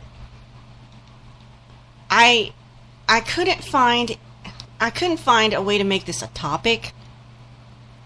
Out of kind of like to. It could have been more than 20 minutes though. We keep having chemical plant explosions in and around Houston. There's nothing new to that. I mean, it occasionally happens. I mean, you do your best with. Did you just lose a turkey down there somewhere?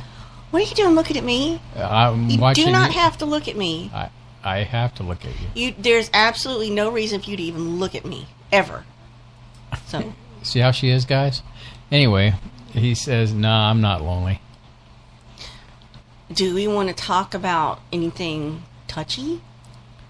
Well, I was hoping that somebody would call in because this is your night for raising your voice. I think it's time to shut the border down. What about the Jussie Smollett thing? I don't know anything about that. I'm so over that. Okay, so we won't go into that. I mean, that's still kind of the FBI is going down to investigate it, I guess, because of, they dismissed the court case, and he's still got that mail that he sent out. So there's some kind of mail situation, sending something through the mail. Oh. Yeah, and so that's going to be investigated. So. Have you seen any of the new Twilight Zone? I don't know if it's available to be seen or where you look. I've heard that it's not that good. And really? Yeah. It's on CBS Access. We have that. I have not watched it myself. I might dive into it, but from what I've heard, it's kind of fell a little flat.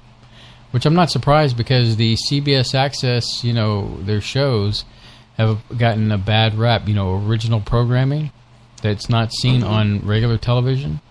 And that's not to say like the shows I watch, like Sheldon and when he's a young kid, or Big Bang Theory, or some of the other shows I like. I think I got burned down on Big Bang. Old man shows that I watch now. Oh, God. Old man shows with Grandpa Spaceboy. Well, it's going to be soon that Mark Hamill is going to be on the show in a wheelchair and, scooting around solving murders. I mean, it's just like... scooting around. Like what? What was that? Ironside or something? Ironside, yeah. Ironside. Apple TV is going to launch a streaming service with its own original content. That's one more thing. I don't need another thing. I mean, here's my breaking point. Disney Plus comes out. I'll probably get that. And yeah, I miss does this even exist anymore? Just the Disney Channel that was on cable. Yeah, it still exists. This was in the 90s, when we had it, but I actually watched stuff on there. I mean, I miss the old days, I guess. I guess if I had it now, it probably wouldn't be the same thing, but yeah, because it's not made for you. No. That is my thing, my new thing. Guess what? It's not made for you. So therefore, don't complain, because it's not for you. That slimmer can of soda that they're putting out from Coke, it's not for us. It's not made for you. All right. Well, we're up. Are we near a break, or do we need to just... We can take the next break, okay. And but let me hold the horses here for a second. But, This is me trying to waste time. Anyway, so let's take the break. We come back. Ooh. We might get a call. We'll see. If not, I found something interesting. Okay.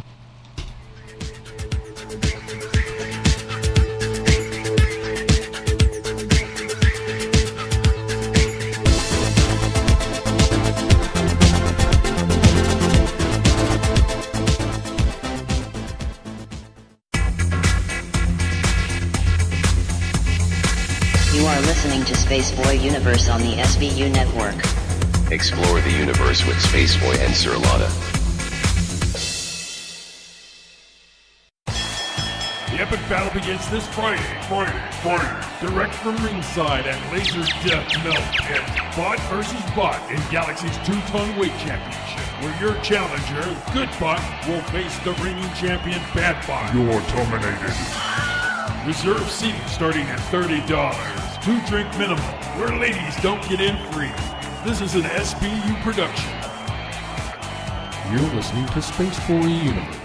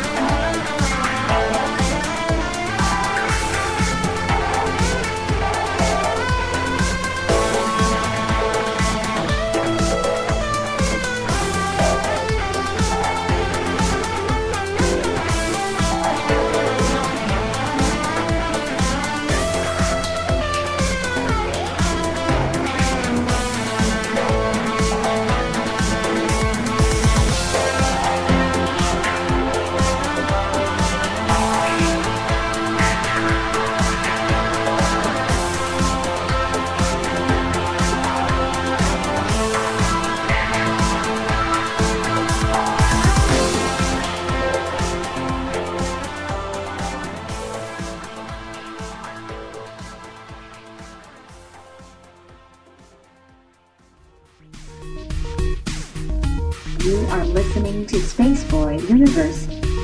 Here are your hosts, Spaceboy and Sir Lana. That the creator of Fargo tried to make an Alien TV miniseries on FX. Noah Hawley. I hear that they were still going to make a TV show, Alien based. He attempted to create an Alien TV miniseries on FX.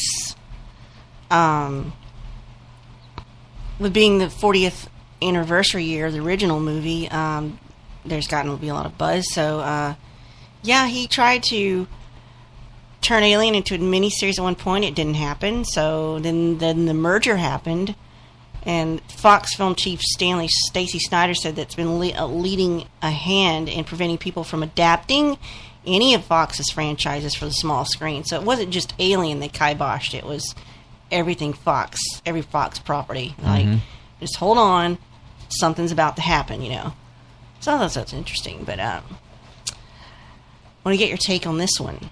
I'm listening. Because you and I think I already have decided opinions about the EU. European Commission demands Valve stop geo-blocking games inside the EU. Now, what is Valve? Valve is the company that owns Steam. Okay, I'll get back to this later. Caller, you're on the air. Hello. Hey, Bev, how are you? I know I'm fine. A lot of the listeners are wondering about you tonight. You want to give us an update? Yeah, I'm doing better. I had to stop taking my bladder control medicine because it was I was getting water buildup in my system from it. So I had to stop that. He put me on a water pill, and I only take it every other day. God, it's a good thing I do. So, I mean, are you making some progress? Feeling better? Feeling spunky?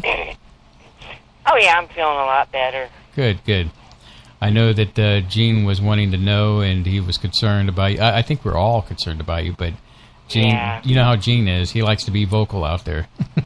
Yeah, he does. He's a sweetheart. He is. He's my brother. A brother from another mother. He's hearing you. He's saying, Bev. Hi, Gene. I love you. Oh, but yeah, I'm doing a lot better. It scared me, though. Oh, I can imagine. Oh. And now his younger brother had a stroke. Yes, you were telling me about that the other day. Oh, but he's doing better. And I'll tell you what, they did something I never heard the hospital doing. What's that? Is the very next day after they seen the bleed on his brain, they let him go home. Did they give a reason why? No. Well, he was back in the hospital the very next day. And they kept him this time. I'm like, I told my sister-in-law, I said, that's what they should have done to begin with, is kept him. I was afraid that, but he's getting better. His speech is a lot better now. Good. And he can use his left side better. Well, I thought for sure, man, when they did that, he ended back in there, I thought, oh, God, I hope they didn't do anything to,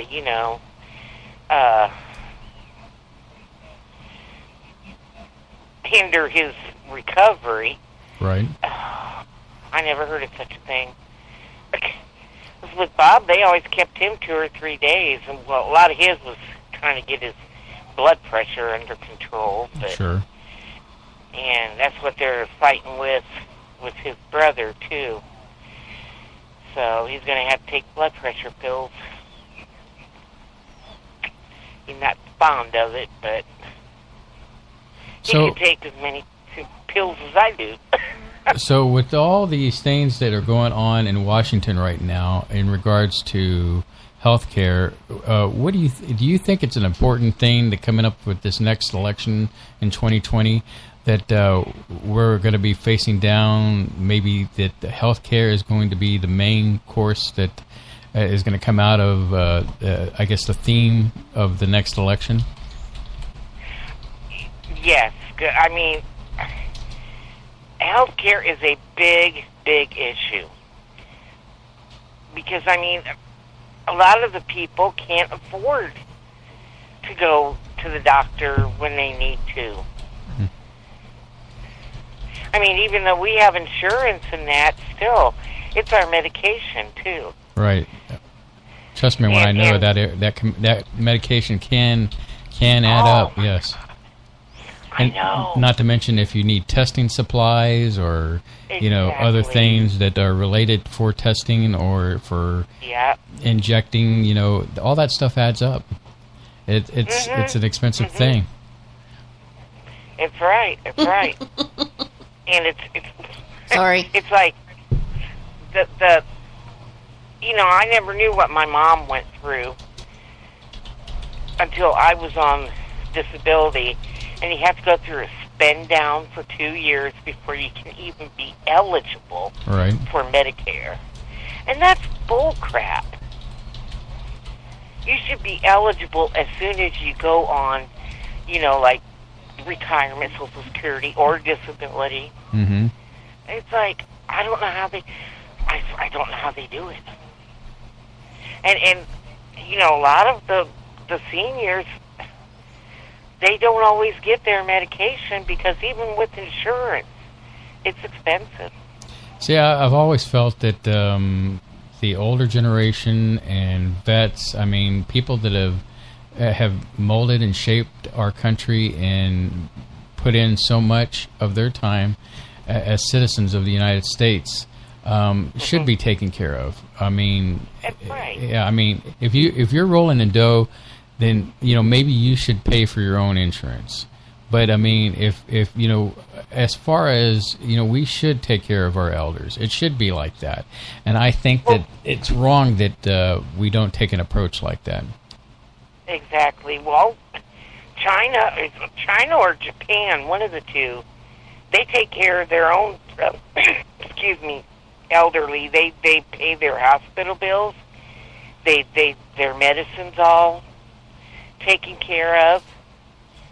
I mean, if you stop and think about it, though, the elders are actually who built the country. Mm-hmm. Mm-hmm. And and even the ones coming up, the kids now coming up, they're going to help build the country, too.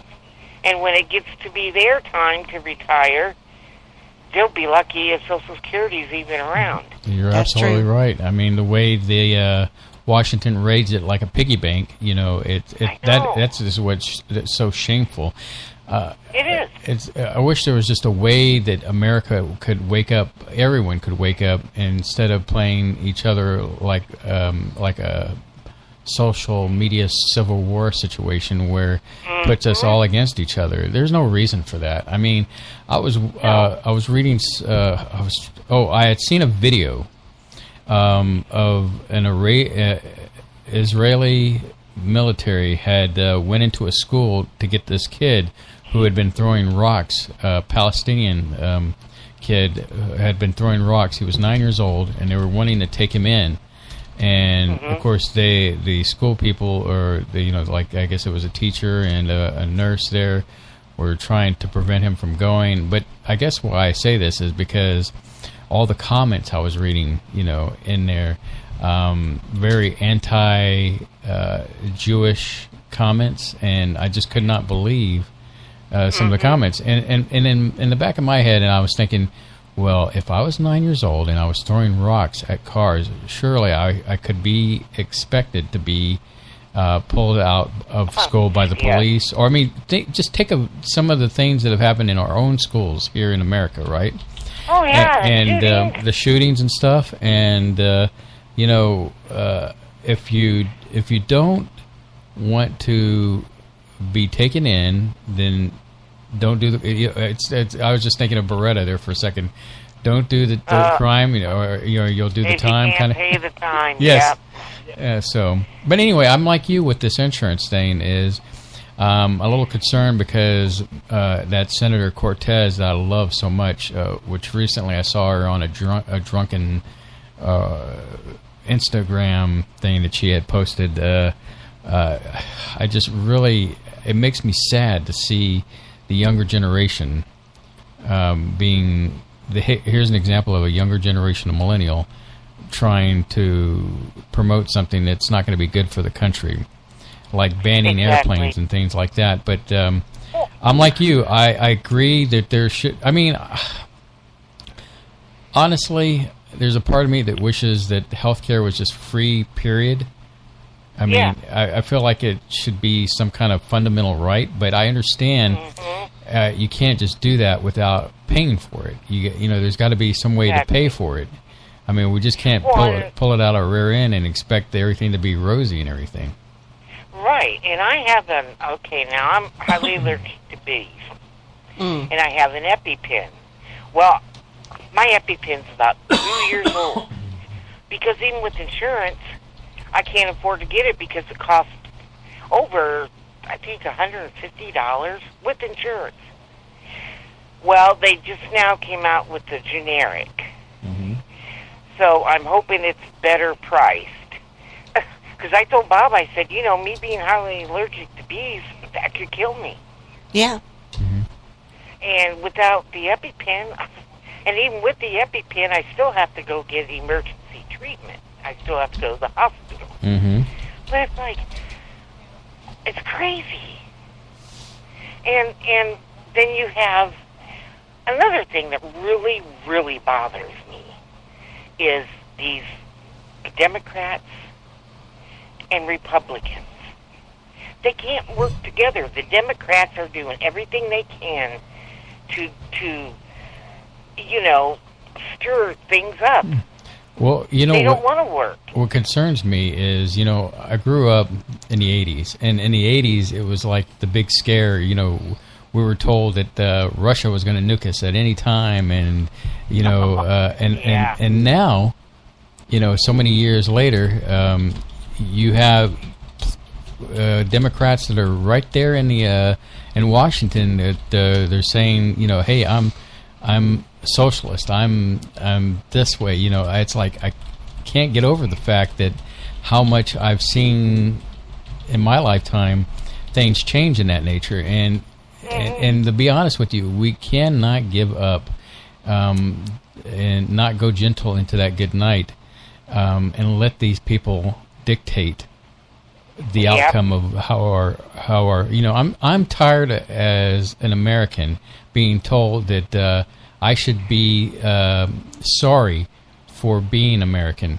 a man, or a man for that matter, you know, or I'm a racist for trying to speak up against the inadequate, the ill feelings that people project on people like myself.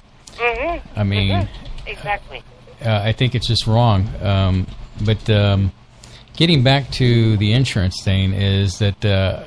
I agree with you. It's kind of like, I hate to use this as an example, but back when Al Gore and Bill Clinton got into office, one of their big things was they were going to, you know, they were talking about the $1,000 hammer and toilet seats that were like $1,000 to replace.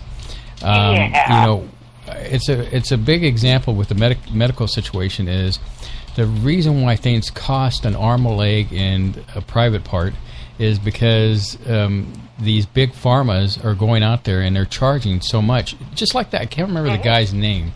There was a special pill that people needed, and he jacked the price up significantly. Ultimately, it was for cancer. Yes, and that's a prime example of showing how big pharma gets. Is, you know, I know they've got some R&D for it, you know, research and development, but in the long end.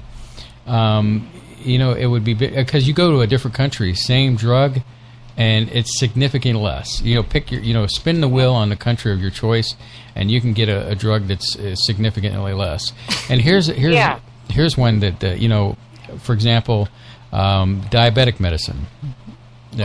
Speaking from experience, they have his brother's diabetic. They have a lot of them have gone to these EpiPens, which I think are great, considering that back in the day you used to have to, you know, get a syringe and pull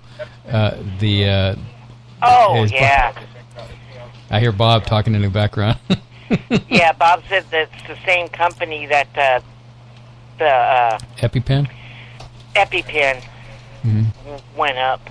Yeah. And they had a big investigation on them, too.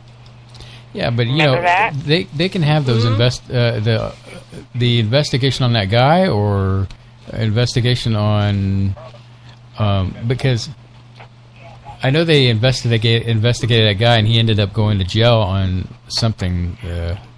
But they put him, if he had not brought attention to himself, then he probably wouldn't have went to jail. But as far as Big Pharma going, the senators going, to investigate the Big Pharma, I mean, that's, I think, I hate to say this, and I don't mean no offense to you, Bev, but it's kind of a joke because you've got lobbies from Big Pharmacy that go in and they try to write laws and get these senators to sway them a different way to make sure they're reelected by, making sure they got the money for their reelection campaigns. And in the end, it's nothing to do with us as American citizens. No, it's a business. They want to make money. They don't care about us. They don't care about our health. They're just like, how much money can we make off of you, off the insurance and all that stuff? But you want to know what? What's that, Beth? They were the ones that were sick and needed life-altering drugs, you betcha they would have them. Mm-hmm. Because they're rich enough. Yeah. I completely agree. And another thing that bothers me, too, is we go and help these other countries that's been through natural disasters and everything, but when we go through a natural disaster, who helps us? Nobody. We do it ourselves. Well, it was like, I forgot who I was talking to about that very issue, about when we had the big hurricane thing come through and Houston was pretty much flooded. And, and I'm trying to remember the other city that they fell into like a looting situation, but I can't remember. Houstonians came together and bonded together and helped each other out, helped their neighbor. And what really got me was when these cameras came down from the news, I think it was CNN of all things, came in and the lady just went off on him saying, like, you're not here to help us, get out of here. Oh, yes. Yeah. So, they were trying to stir up some race stuff that was not happening. Yeah, it wasn't. And they, this is outside me. This is not like local news. This was like maybe national news coming into Houston. Like I said, CNN. Yeah, and they're trying to stir up some crap, which was not happening. Oh, yeah. No one was looting because we all have guns anyway, so that wouldn't happen. But we pulled ourselves up by our bootstraps, and we got things done, and we helped each other, and nobody told us what to do. Mm-hmm. And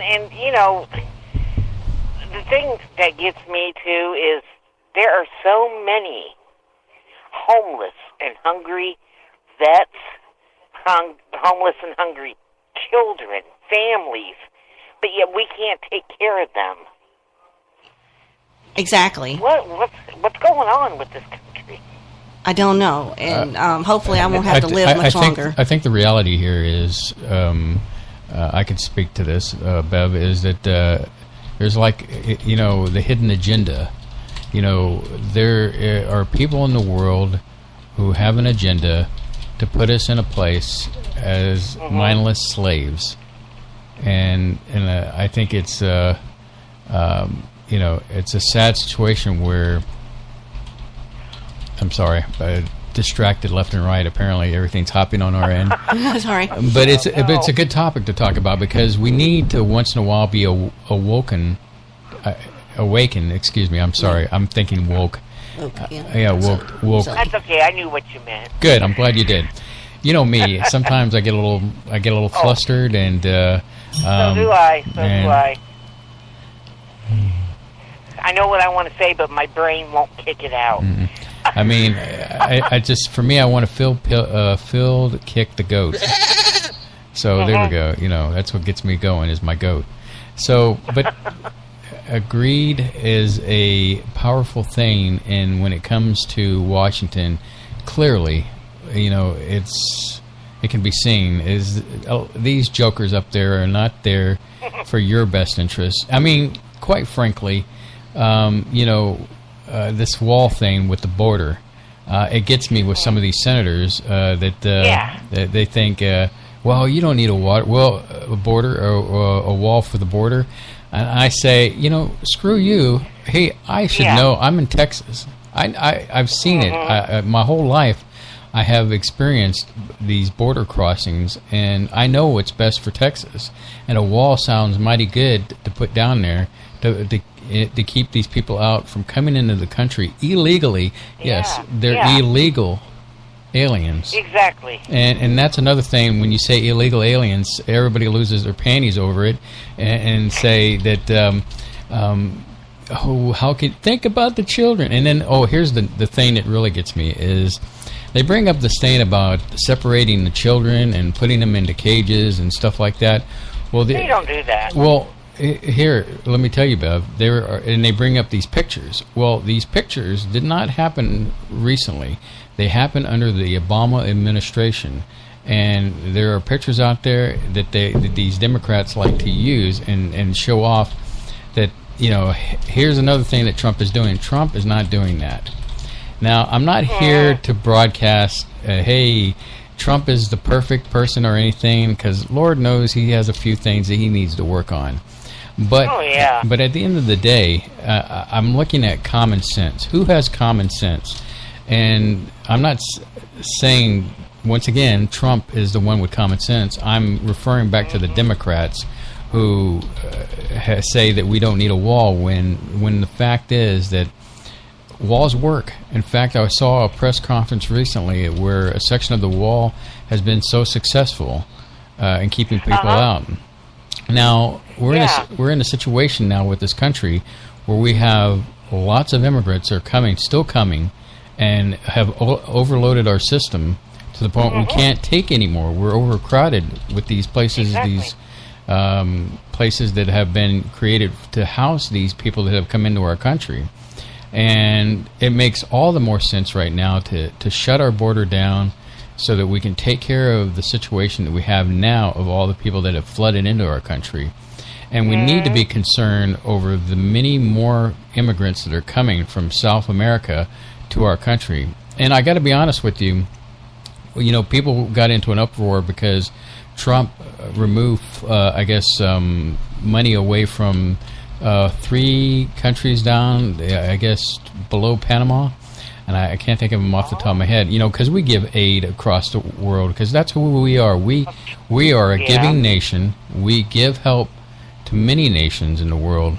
And until recently, we didn't expect much in return. Well, we're expecting that Mexico, honor their end of the bargain as far as immigration. You know, Mexico is a very hard country when it comes to immigration, especially illegals, and they're not blocking these people from coming across the border heading to the United States. We've taken away money from them as well to get their, you know, to have them wake up, you know. So yeah, you know, maybe that's what it takes. Do something drastic to get their attention. You know, and you're absolutely right, Bev. I mean, and say what you say. What I'm not saying what you want about Trump, but I'm saying it in general. We've needed a president that would, you know, have it's the gravy stain on his jacket kind of person who will just speak his mind and make people wake up, because we're in a state in this country where we need people to wake up. I mean, if we don't wake up, we're doomed to just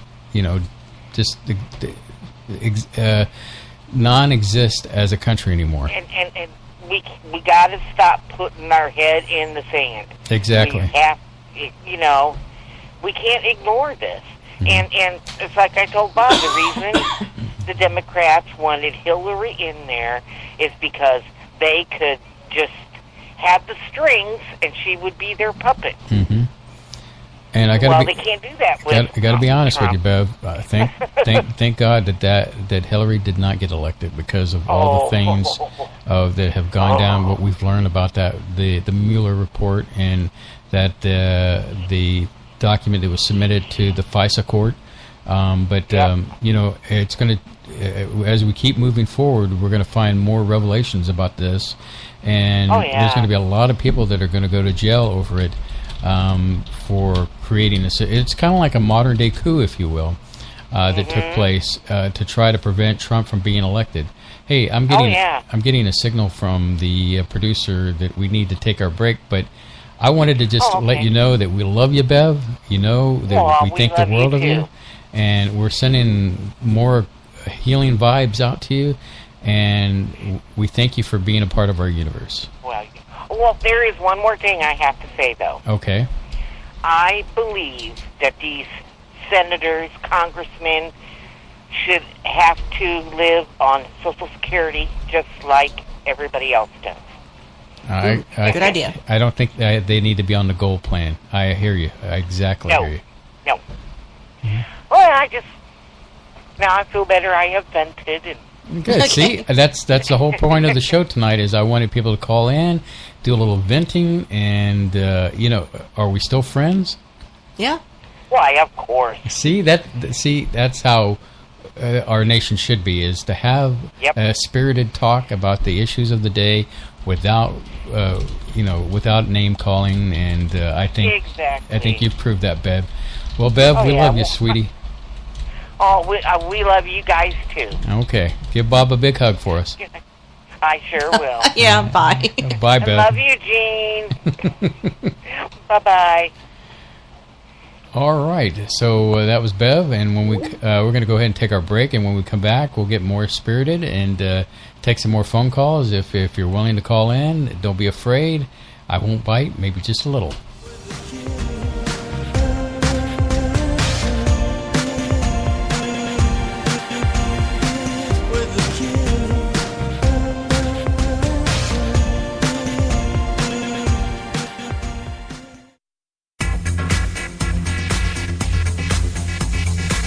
You are listening to Spaceboy Universe on the SBU network. Explore the universe with Spaceboy and Sir Lotta.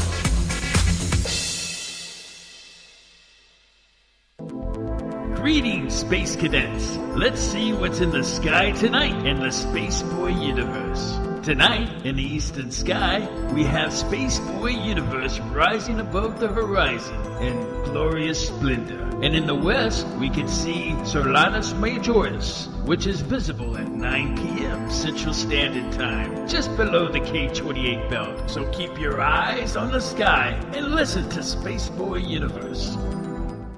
I'm Solaris Blurvid, and I'm listening to Spaceboy Universe.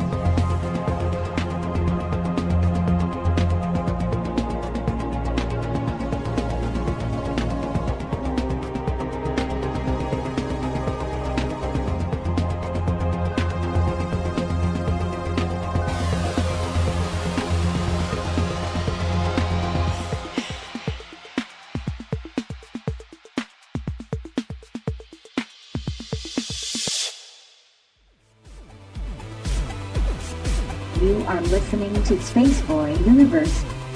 Here are your hosts, Space Boy and Sir Lana.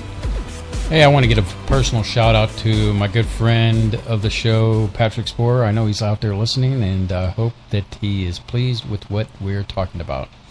All right, so next, Sir Lana, I wanted to bring up about creepy Joe Biden. Do you know about this man?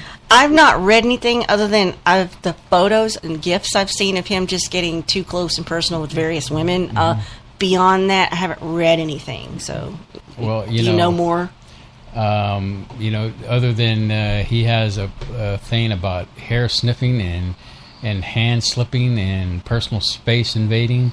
Not the worst thing I've ever heard, but still kind of. Well, I mean, if you don't want it. It has come up. Believe it or not, it has come up in the news where it's shown him where he's been behind somebody in mainstream news. Yeah, mainstream news. Really, they're supposed to be on their side. Let's say he comes up from behind and he's like rubbing somebody's shoulders and it looks like he's smelling their hair. I mean, I personally think creepy. it's kind of creepy, and and I guess I do that to you, but you are my husband, and I only do that to you. When have you come up from behind me? I did it today.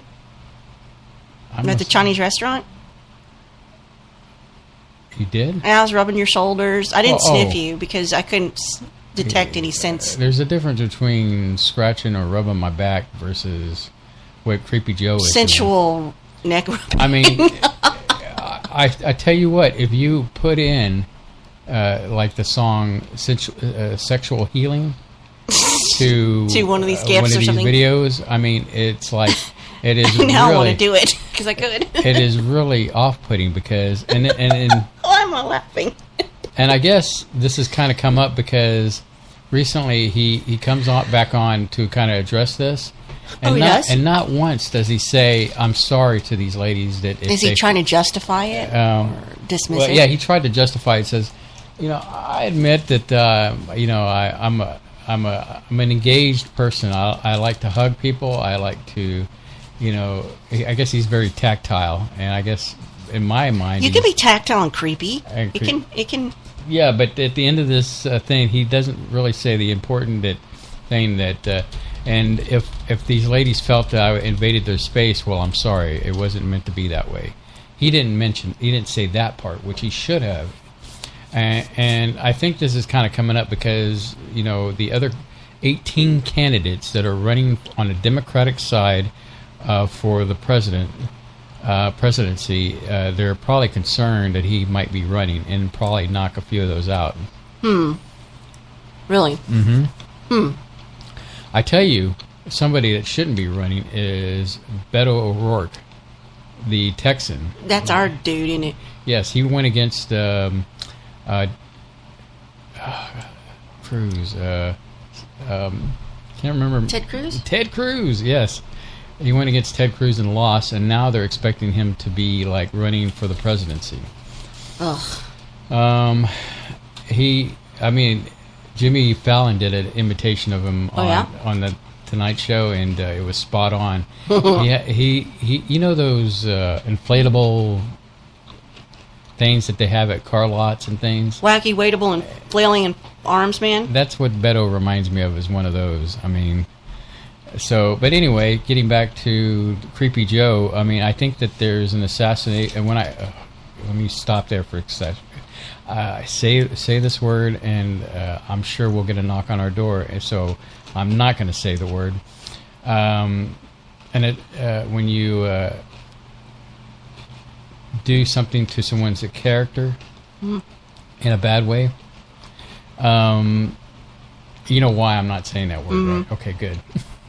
You attempt to destroy someone's character. Thank you very much for giving me an alternative line of linguistics. So I think they're trying to destroy his character because they don't want Biden in this election. So they've already got somebody in mind, huh? And since there is a history of Joe, good old Creepy Joe, and not our Joe. Our Joe's a saint. When I say our Joe, I'm talking about Uncle Joe. Our Uncle Joe. Yeah, Uncle Joe of the show is not a creep in any way, fashion, or form. He's a wonderful guy. We don't even have to talk about that. Anyway, So anyway, that's my Joe Biden thing that I wanted to bring up. Okay. Let's see. Do you know anything about Celine Dion's appearance recently? I don't know anything about Celine Dion because I don't care for her.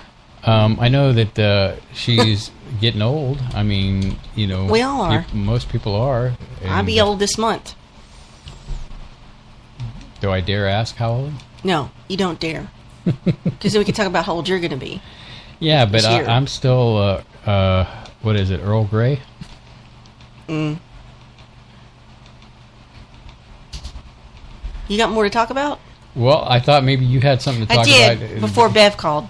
What was it that you were going to bring up? I was going to bring this up because I have a theory about it.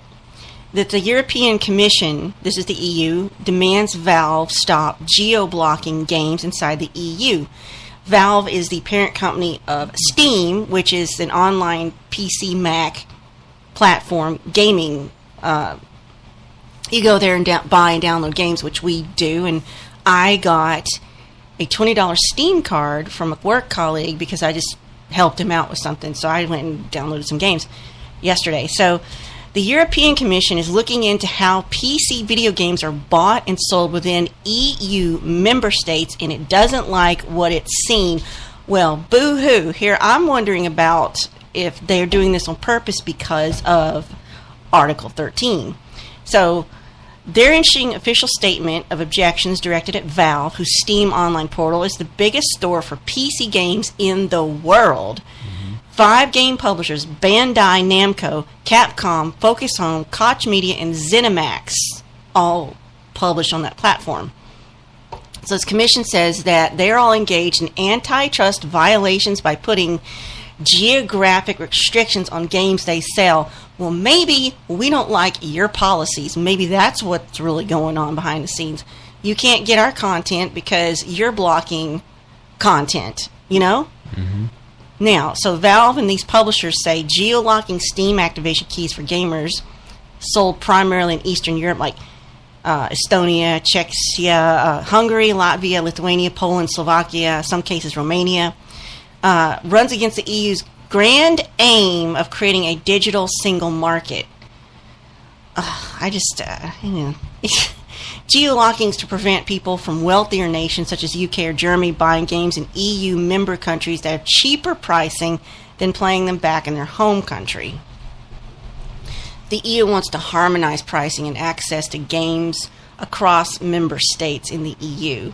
So the practices in question is logical and something that Spotify, for instance, has done in the past. You charge less for a product in a country where the average consumer income is lower, and you prevent people from richer companies exploiting with digital goods and subscriptions, say local credit card payment. So, but I kind of wonder, is Valve thinking like we're going to punish the EU for that Article 13? That's not mentioned what I'm looking at. So they're saying Valve said only a small number of game titles, around 3%, were involved in this when they started investigating that had region locking activation. But not that Steam is smelling like a rose anyway, which we've seen with some of their content. They've been in some huge scandals, right? And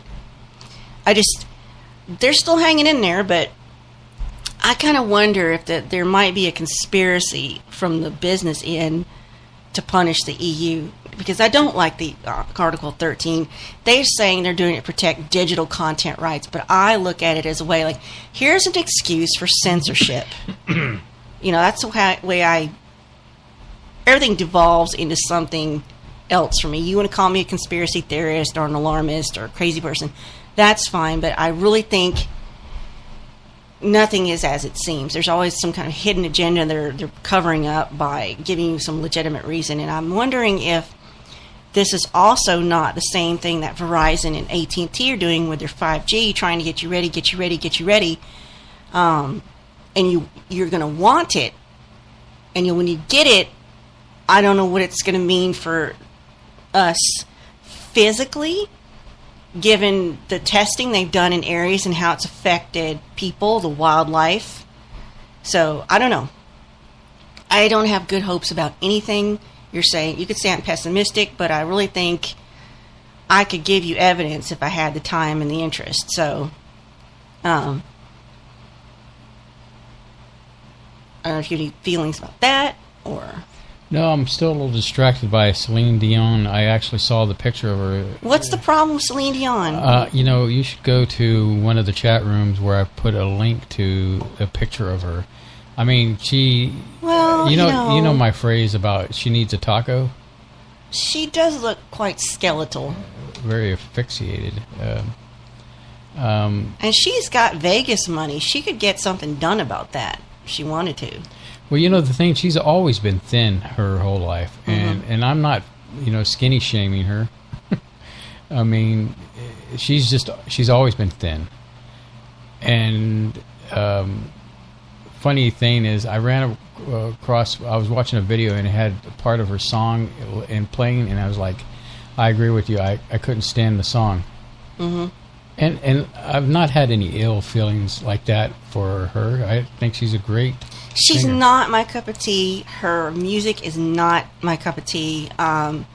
You like her, that's fine. I don't have a problem with her as a person or as a singer. I just don't care for her music, so I don't listen to it. Catalina says in our chat room, she's super rich and can't eat. Sad. Well, I guess to each their own. If she wants to be that thin, let her be. Mm-hmm. Again, you can still call in if you want to tonight, 713-701-5214. That's our Skype, 713-701-5214. If you've got anything you want to tell us or ask us or, whatever, it's up to you. I've noticed that Taika Waititi is getting more popular. He was the guy who directed Thor Ragnarok, but before that, more famously, or maybe not so famously if you don't know, he co-created and starred in a show called What We Do in the Shadows that was, I guess, took place in New Zealand, because he is a New Zealander. And again, this is one of those shows I came into on my own, and I think it's like a 1 or 2 hour just movie, maybe. And I watched it on Amazon Video, and it was pretty funny. I really enjoyed it. And so he's developing a new Time Bandits TV series for Apple TV. If you remember the 1981 Terry Gilliam fantasy adventure Time Bandits, that's what we're talking about. He's trying to boot that as a TV series, and I think he could probably get it done if anyone could. So that would be interesting, but I don't see that you and I are going to subscribe to Apple TV. No. So I don't know how we would ever see it. But I thought that was interesting that he's getting some traction now, so I guess good for him. But yeah, good for him. 713-701-5214 is the number. And hey, guess we pressured someone into it. Hold on, I can't find the...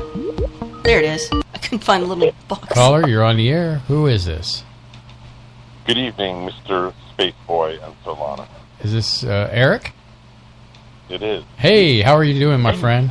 I didn't recognize his voice is so deep. Yeah, I'm relaxing in the Desert Hot Springs, which is right across the highway from Palm Springs. Oh, wow. So how's life treating you, my friend? I'm pretty tired right now. I've been the Awakening Ufology 5D circuit has begun. 2 weeks ago, they started the conferences in Sedona. They had a good conference called Beyond the Matrix, and then which was really good, actually. Sounds good. Let's see who was there that you guys might remember. Brad Olson was there. Mahmoudi was there. Let's see, trying to think of anybody else you might know. So there were some people there that are not really well known, but had, well, there were some well known people too. But have you heard of Brooks Agnew? I think I have. He wrote this series of books called Birth, and very smart man. And anyway, some of these conferences, they have different people you learn things from that you don't hear at all anywhere else. Like, they're not doing radio shows. They don't speak on the circuit, so to speak. They just pop in once in a while to these little obscure conferences, and then those are interesting to me. Those people, I want to try to learn from as many people as I can, not just guys like David Wilcox. Right. Right. Anyway. It's kind of like... But with that being said, David Wilcox apparently is scheduled to be in Sedona next weekend. Huh. I was going to say, you can get a Wilcox a dime a dozen, but it's those gems you look for at those conferences. Yeah. And then I went to the Laughlin 5, it was called the UFO MegaCon, and I learned something there because the guy that put the conference on, his name is Bob Brown. I'm going to guess he's somewhere in his 70s, but he's still got a lot of energy. And so he used to do, apparently, for many years, long ago, way before our time, he was doing conferences all the time in Nevada and Vegas and whatnot. Big conferences with big names, and then he retired. And then now I think Lorian Fenton and Melinda Leslie and a few others, but mostly Melinda Leslie and Lorian Fenton, kind of got a hold of him and said, well, let us help you.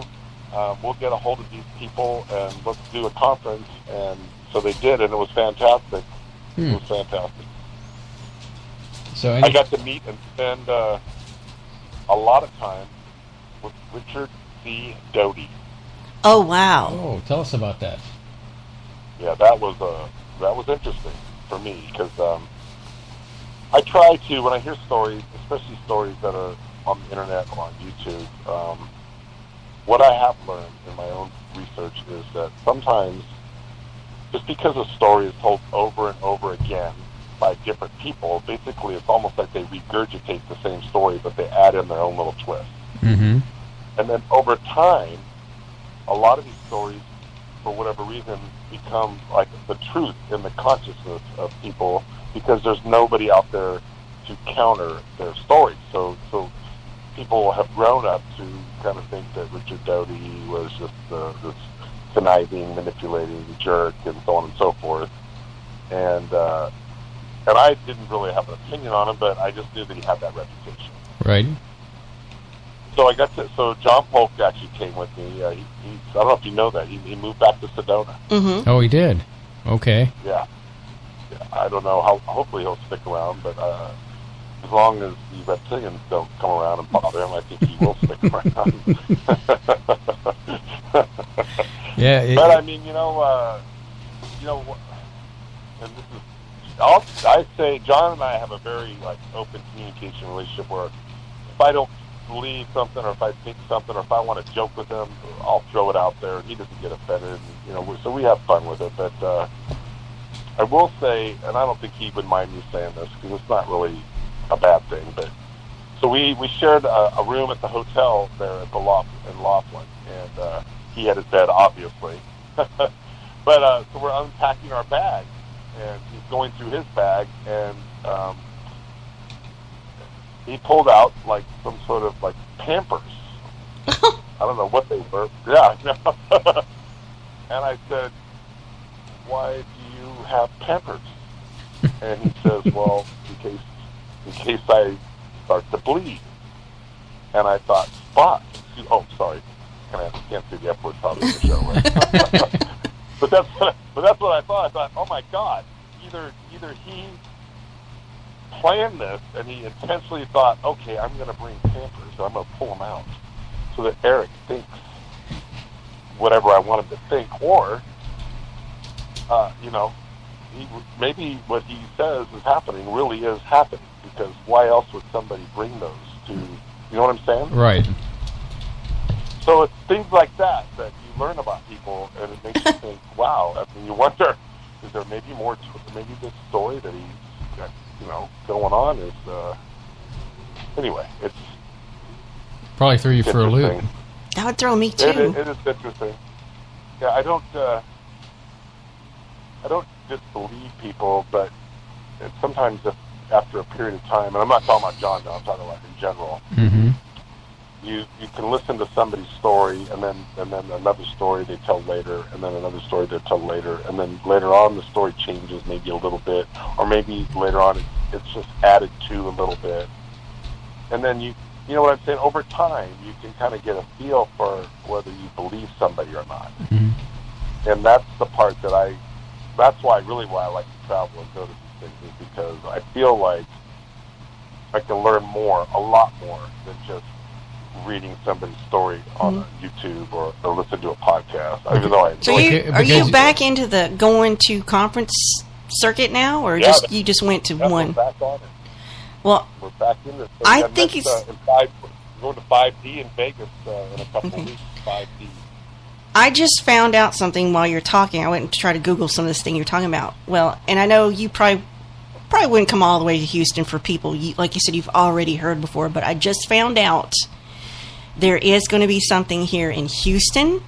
It's going to be May 18th and 19th, and I think it's being run by Daryl Sims. And Mike Barrett, Clifford Mahooty, Daryl, Jimmy Roberts, and John Doc Miller are coming. And you can start buying tickets now, and it'll be held at the Doubletree Hilton near, I guess this would be Bush Intercontinental. It says airport. That's the major airport. Right. And so I'm kind of looking at it, and I'm kind of sent Spaceboy the link to it. So I'm thinking, that's something we could actually drive to in an hour. So. Yeah, Daryl Sims, he's a powerful man. He is. We've interviewed him. And, that guy's he's one of the best in my opinion. I don't know. I mean, I'm going to think that he knows a lot, quite a bit more than I do. But and I don't sense that he would embellish anything to kind of slant the agenda to favor any kind of no, I don't think so. Impression. We told you, didn't we, last year at Comic Palooza here in Houston? We saw him, and I saw him first at a distance, and I was thinking to myself, wow, that is the best Daryl Sims cosplay I've ever seen. First, who would think to come here as Daryl Sims, and get up close, it's Daryl Sims. He's wearing his black duster jacket, black jeans, boots, black cowboy hat. My impression of Daryl is that he's a straight shooter. As a Texan, he has that... He does have that persona of a Texan, and like a lawman from like Texas. Yeah, and like a Texas Ranger. It was like so. Whenever you meet him, and he's putting down the law, so to speak, telling you his experiences and things that he's investigated, you could pretty much take it to the bank. I mean, that's the impression I get from him. Well, people want physical evidence. And I think the closest thing we have to physical evidence, other than like crash retrievals that we can't get our hands on, he's actually got his hands on multiple implants that come out of people that have claimed to have supernatural experience. Exactly. We've been to one of his meetings. He does do these meetups once a month down in Webster, where Spaceboy and I actually lived and met and dated. So we went to one of those. We interviewed him beforehand, and when we saw him at Comic Palooza, he came over to the Maker Faire section, which was where we were, where you have all your, 3D printing and all the people that create things and, all stuff. So he came over there. He wanted to investigate the idea of maybe using 3D printing to replicate some of his evidence so he didn't have to, risk contaminating, damaging, or losing his real evidence. So it's just a way to do a show and tell for meetings and stuff. I went, wow, that's brilliant way to think about technology and trying to help put evidence on.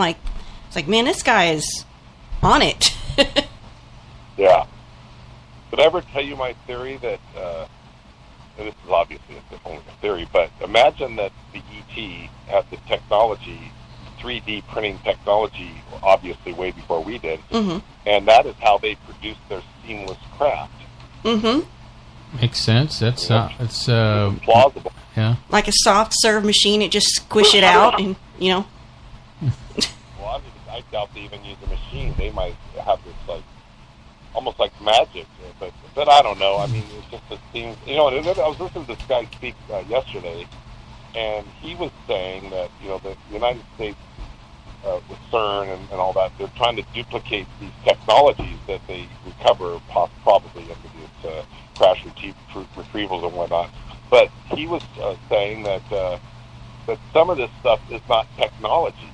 This is like, he didn't use the word magic, but it's almost like these non-human entities, whether they're spirits or whatever they are, whether they're interdimensional or not, they have this ability to do things that we couldn't even duplicate with technology, is what he was saying. What's that old quote that says, generally that magic is an act of human being, whereas a miracle is an act of God, and you differentiates the two. It's just a matter of understanding how it's done, or, something like that. I butchered that quote, but... No. Oh, and then I heard today that they're actually 3D printing meat now. Yes. Yes. Yeah. Food. That's disgusting. I'd like to try it at least once. Mm-hmm. Yeah. Well, be 3D printing white pretty soon. It's just a matter of time. You could trade in your mate for a new 3D printed version. Don't put ideas in his head. Their consciousness and everything transferred into a new 3D printed mate. Well, I might like that. Hey now. No, I'm saying me. You do it to me. Jason Momoa, I better not be replaced. No. I'm saying take my conscious and putting in something better. I guess we're going to have another talk with Solaris Blue Raven with you. Well, Eric, we're up against the break. Man, it is good to hear from you. I'm so glad you could stop by and just chat and be a part of our universe again tonight. Okay, buddy. You guys have a good night. You too, my friend. Thank you, Eric. Bye-bye. I keep hitting my mic tonight. Sorry about that. All right, let's load the break up. And, all right, ladies and gentlemen, here's the last break of the evening. I know you're excited about it.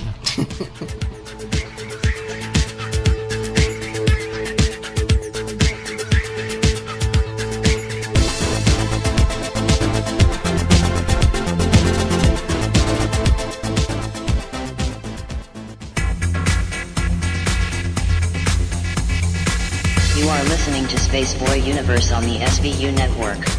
Explore the universe with Spaceboy and Sir Lotta.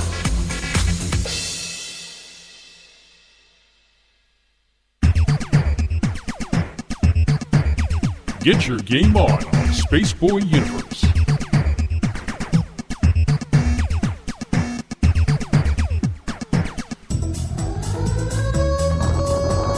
Level up with Spaceboy Universe.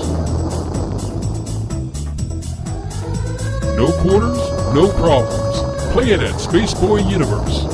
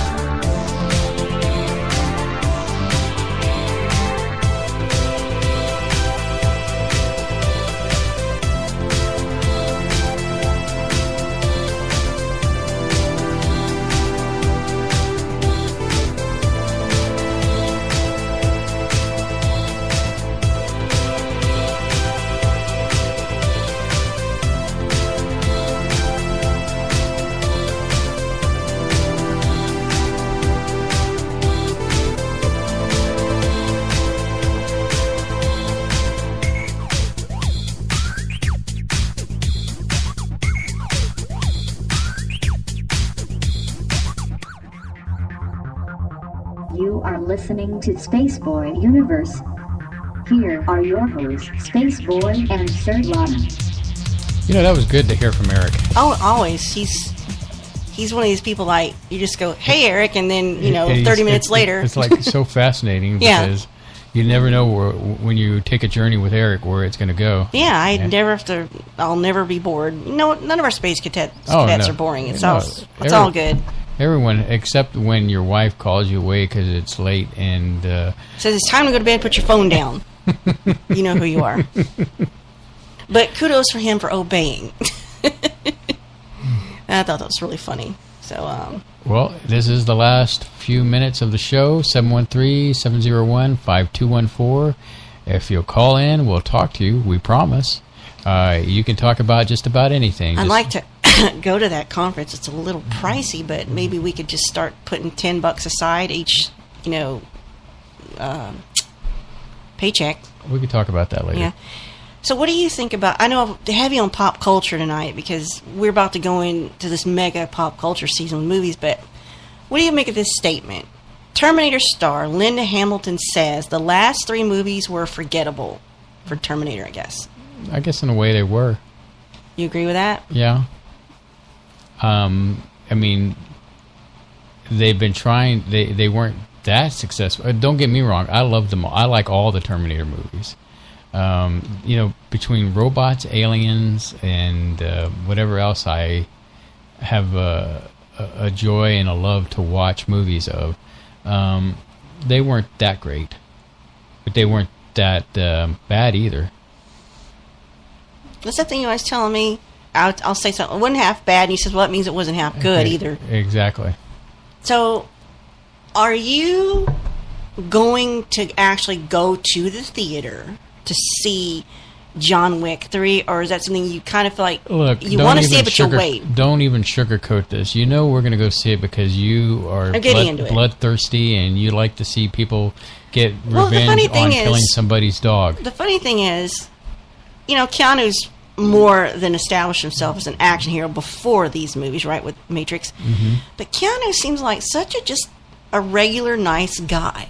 Yeah. Like in real life, like you could just hang out with him. I saw another video of him sacrificing his seat for a lady. I know, he was like, gosh, this man is so sweet. But so to see him as a cold-blooded killer. But what fascinates me about the John Wick saga, if you will, if it's don't screw with a man's dog. Yes, it's about a love of a dog. Well, it's more than that. Well, it's more than that, but because the dog was given to him by his wife, but then he does get another dog. Well, this article says John Wick 3 CinemaCon footage trailer says don't mess with Halle Berry's dogs because apparently Halle Berry is in the next movie, Parabellum. Mm-hmm. So she's got German Shepherds. So during their presentation at CinemaCon, which I'd never heard of until now, they screened a clip that showed John and Sophia, maybe that's her name in the movie, preparing to infiltrate a castle, and the clip featured footage from the original John Wick 3 trailer. And John tells Sophia they're not going in like the old days. He just wants a conversation with their target. And she says nothing's ever just a conversation with you, John. From there, the pair are shown taking on a whole lot of armed men, what looks like a bazaar. Sophia's trained German Shepherds providing some backup along the way. There's the German Shepherds. So it seems to be a film about dogs, which is not a problem, So Sophia even has her dogs bail John out when he gets delayed wrestling with one of the guards along the way. The dogs seem to really get in on this film, helping out. So. And unlike Celine Dion, Halle Berry doesn't need a taco. No.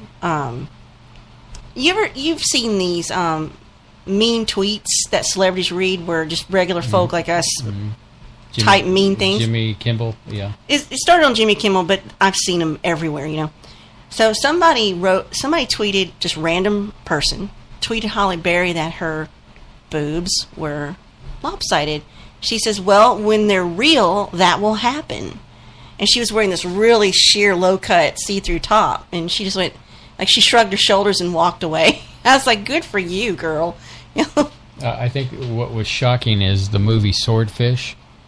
I never saw it, but I know what you're talking about. There's a scene where she's topless and she's sunbathing, and that threw me for a loop. Like, whoa, I wouldn't expect that.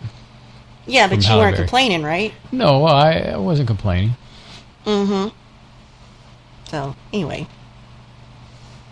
I just think it's interesting. It's about, if you mess with my dogs, I will annihilate your family.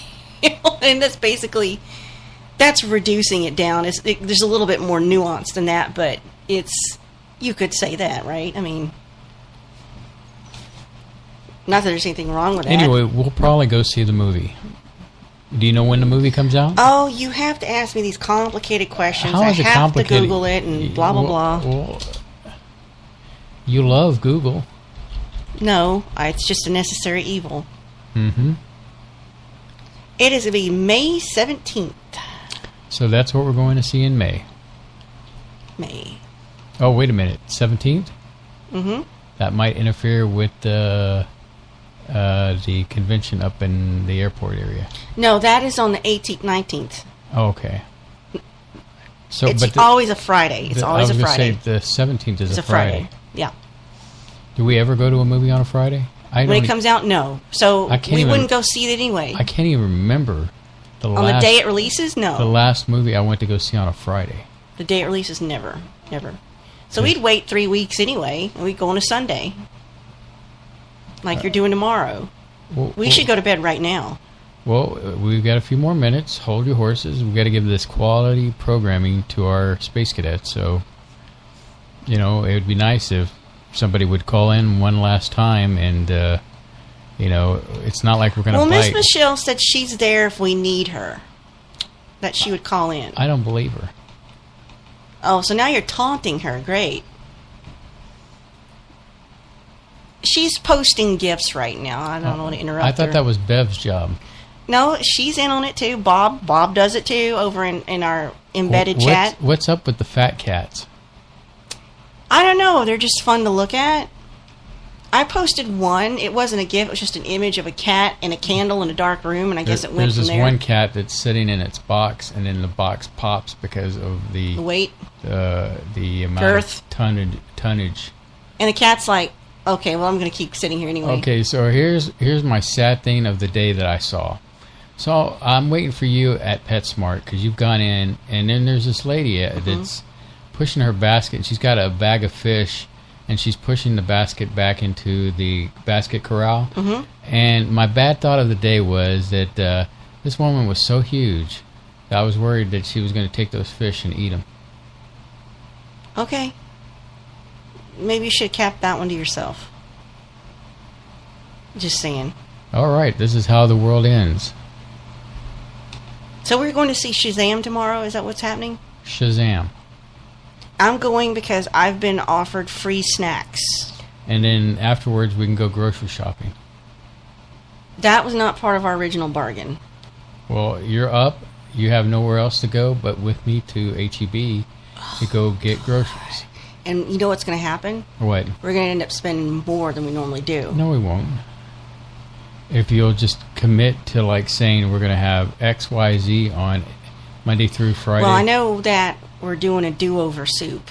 We're going to do that again, so. Oh, we're going to be doing... do it the right way. Zuppa Toscana? No, I was going to do the tortellini. I can do the Zuppa Toscana, but, you'll mostly be eating that by yourself. Not that I don't like it. It's just like, I get 4 or 5 spoonfuls, and I'm like, I'm done. And since we're having tortellini do-over, do you recall what we're going to get with that? Bread? No. Extra meat? Oh, yeah. You're there to keep all the meat focus on board. Hey. Finally, we bored people into calling. They're like, stop talking. Are you there? Really? You think you bored me? Yeah, they're like, just stop talking. I'll call in. No, it's all right. I love your talking. Oh, well, good. It's lovely. That is the biggest cat I've ever seen. That has to be a robot puppet. It's awesome, though. Can't even scratch its head. Can't even scratch its face with its own paws. Do you know what I have my mother doing now? What's that? Her two cats. She has. I get her going on YouTube and putting on cat television. Mm-hmm. It's as you should. It's television for your cat. Yeah, that's totally fine. You go on there, and it's birds. And I said I won't turn it on for mine because they'd go through the TV. That reminds me of a video we saw where it had what is those Weimaraner's or there was a pizza on the TV. It's a Weimaraner. And this poor dog is licking the TV like trying to get a piece of it. Well, it's like 4K HD, so it does look realistic, and it's like a real super close-up. So, I mean, I can't blame the dog for licking the TV. I mean, my goodness. Oh, that'd be funny. Especially if they seen peanut butter going on the TV and they knew what peanut butter was. I used to have this little dog, Topaz we called her, and she was a little white poodle. But when we got her, she had a bit of a blush to her, and Mom called her Topaz because Mom was a hairdresser, and that was color of a hair dye thing, right? Mm-hmm. Anyway, I was 3 years old. My father got me that dog when my brother started school. Anyway, she knew the human language. She knew it well. There was a place we used to go for ice cream. If you said the name of that place, she was right there waiting to go. She had to go get ice cream. She knew what spaghetti was. She knew all food. She was very good at the food. Back then, people fed their dogs everything you ate at your table, too. Mm-hmm. You know what I mean? Now they say, oh, don't do that. Well, that dog lived to be 14 years old. We had a Pomeranian. We fed nothing but kibbles and bits, I think it was, and the mom moved him to a science diet or something like that. And yeah. He died at 8. I don't know. I don't necessarily believe all this. I think the dogs eat what you eat, and they're just fine. Well, historically, that's what they did when they were feral, before they got domesticated. Yeah. So they're able to handle a lot more, I think, than we think. But with my cat, she's so picky. She wouldn't, even if I gave her what I was eating, she'd sniff it and go, walk away. Or if it's like deli meat, like turkey or chicken, she eats it, but it has to be in these really delicate, teeny portions, like she's some kind of princess, you know. But I've had to take her off of regular store-bought food, and I've had to put her on something to help prevent urinary tract infections, and I can only get it at PetSmart. I mean, I could order it too, but, you know, it just go pick it up. So that's why I'm in PetSmart now all the time. But then I get to see people's dogs and stuff, so. Oh, yeah. There's no big deal to that. And I go visit the cats that are up for adoption. Just say, hey, what's up? My cat, I don't know if you guys have this breed. You must have. Whiskas. Yeah. Is the only thing I can feed her. She's 10 years old. And I give her anything else, and she barfs. Yes, Muffin was doing that. She was hacking up everything, and I don't think I've seen her throw up since I switched her over. I can't give her soft canned food. And when she eats, she only eats 2 or 3 kibbles at a time. I mean, I can't imagine, but she's hit 10 years old. The other day, I decided she was dying. My son is sitting here beside me. He's bound to make a noise at me because he told me I was retarded. But she looked extremely old suddenly, and her fur didn't look right. And I decided I was on the death watch for my cat. The next day, she looked just fine. I don't know what was going on with her, but I think she wasn't feeling well. I honestly think she wasn't feeling well. But my son, as soon as I would say it, he'd go, Mom, she's not dying. I go, yes, she is. There's something wrong with my cat. I don't know what it is. She's still eating and drinking and stuff, but she just doesn't act like herself completely. Mm-hmm. Yeah, I can tell when something's up with Muffin, but I usually figure out what it is. But she's older than she's older than 10. My cat, I think. Yeah, she does not act like she's older than 10 at all. This cat here of mine, is never learned to play, really. This is what I did. I got her, and I was working, I was off on a leave, and I broke my foot, and I couldn't do anything. And I got this kitten. And she would lay on me, and as long as you pet her, she would stay where she was, and then you pick her up and go put her in the litter box. Honestly, she's never made a mistake, ever. Mm-hmm. Anyway, and that's all she did.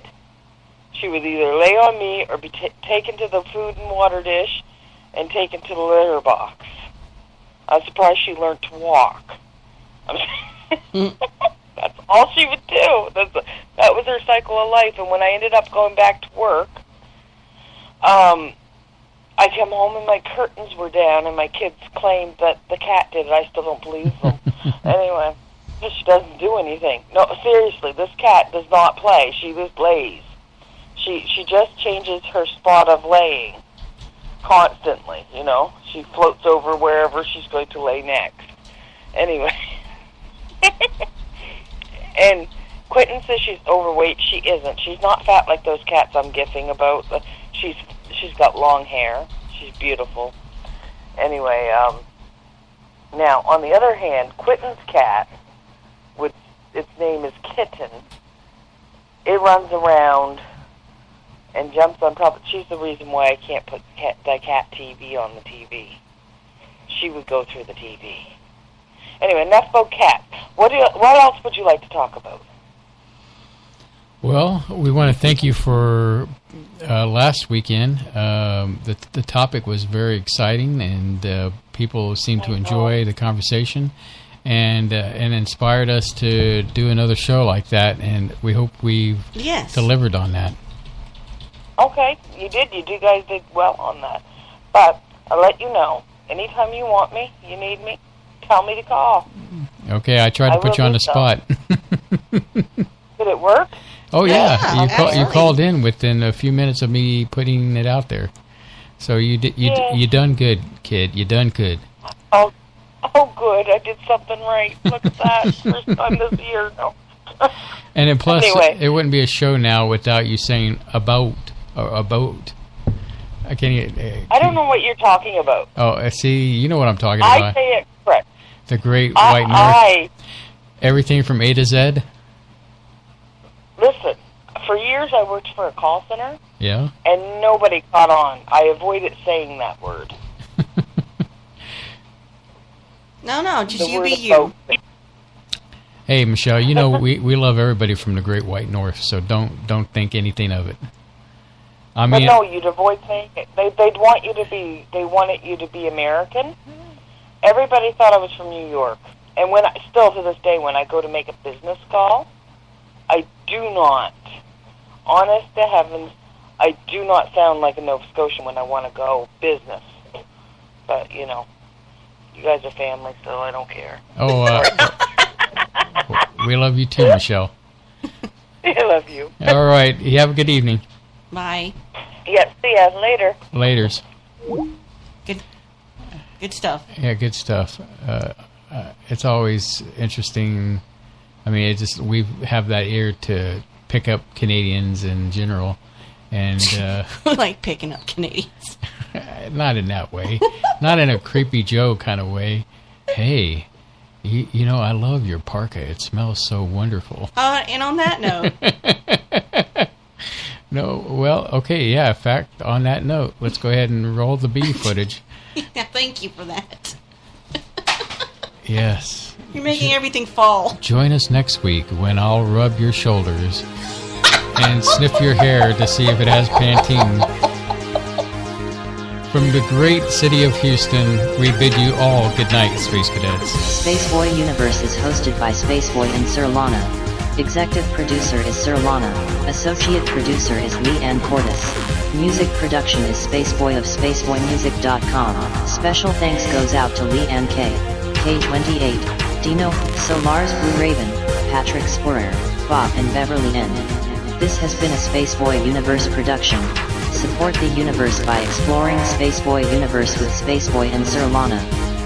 Sweet dreams, Space Cadets.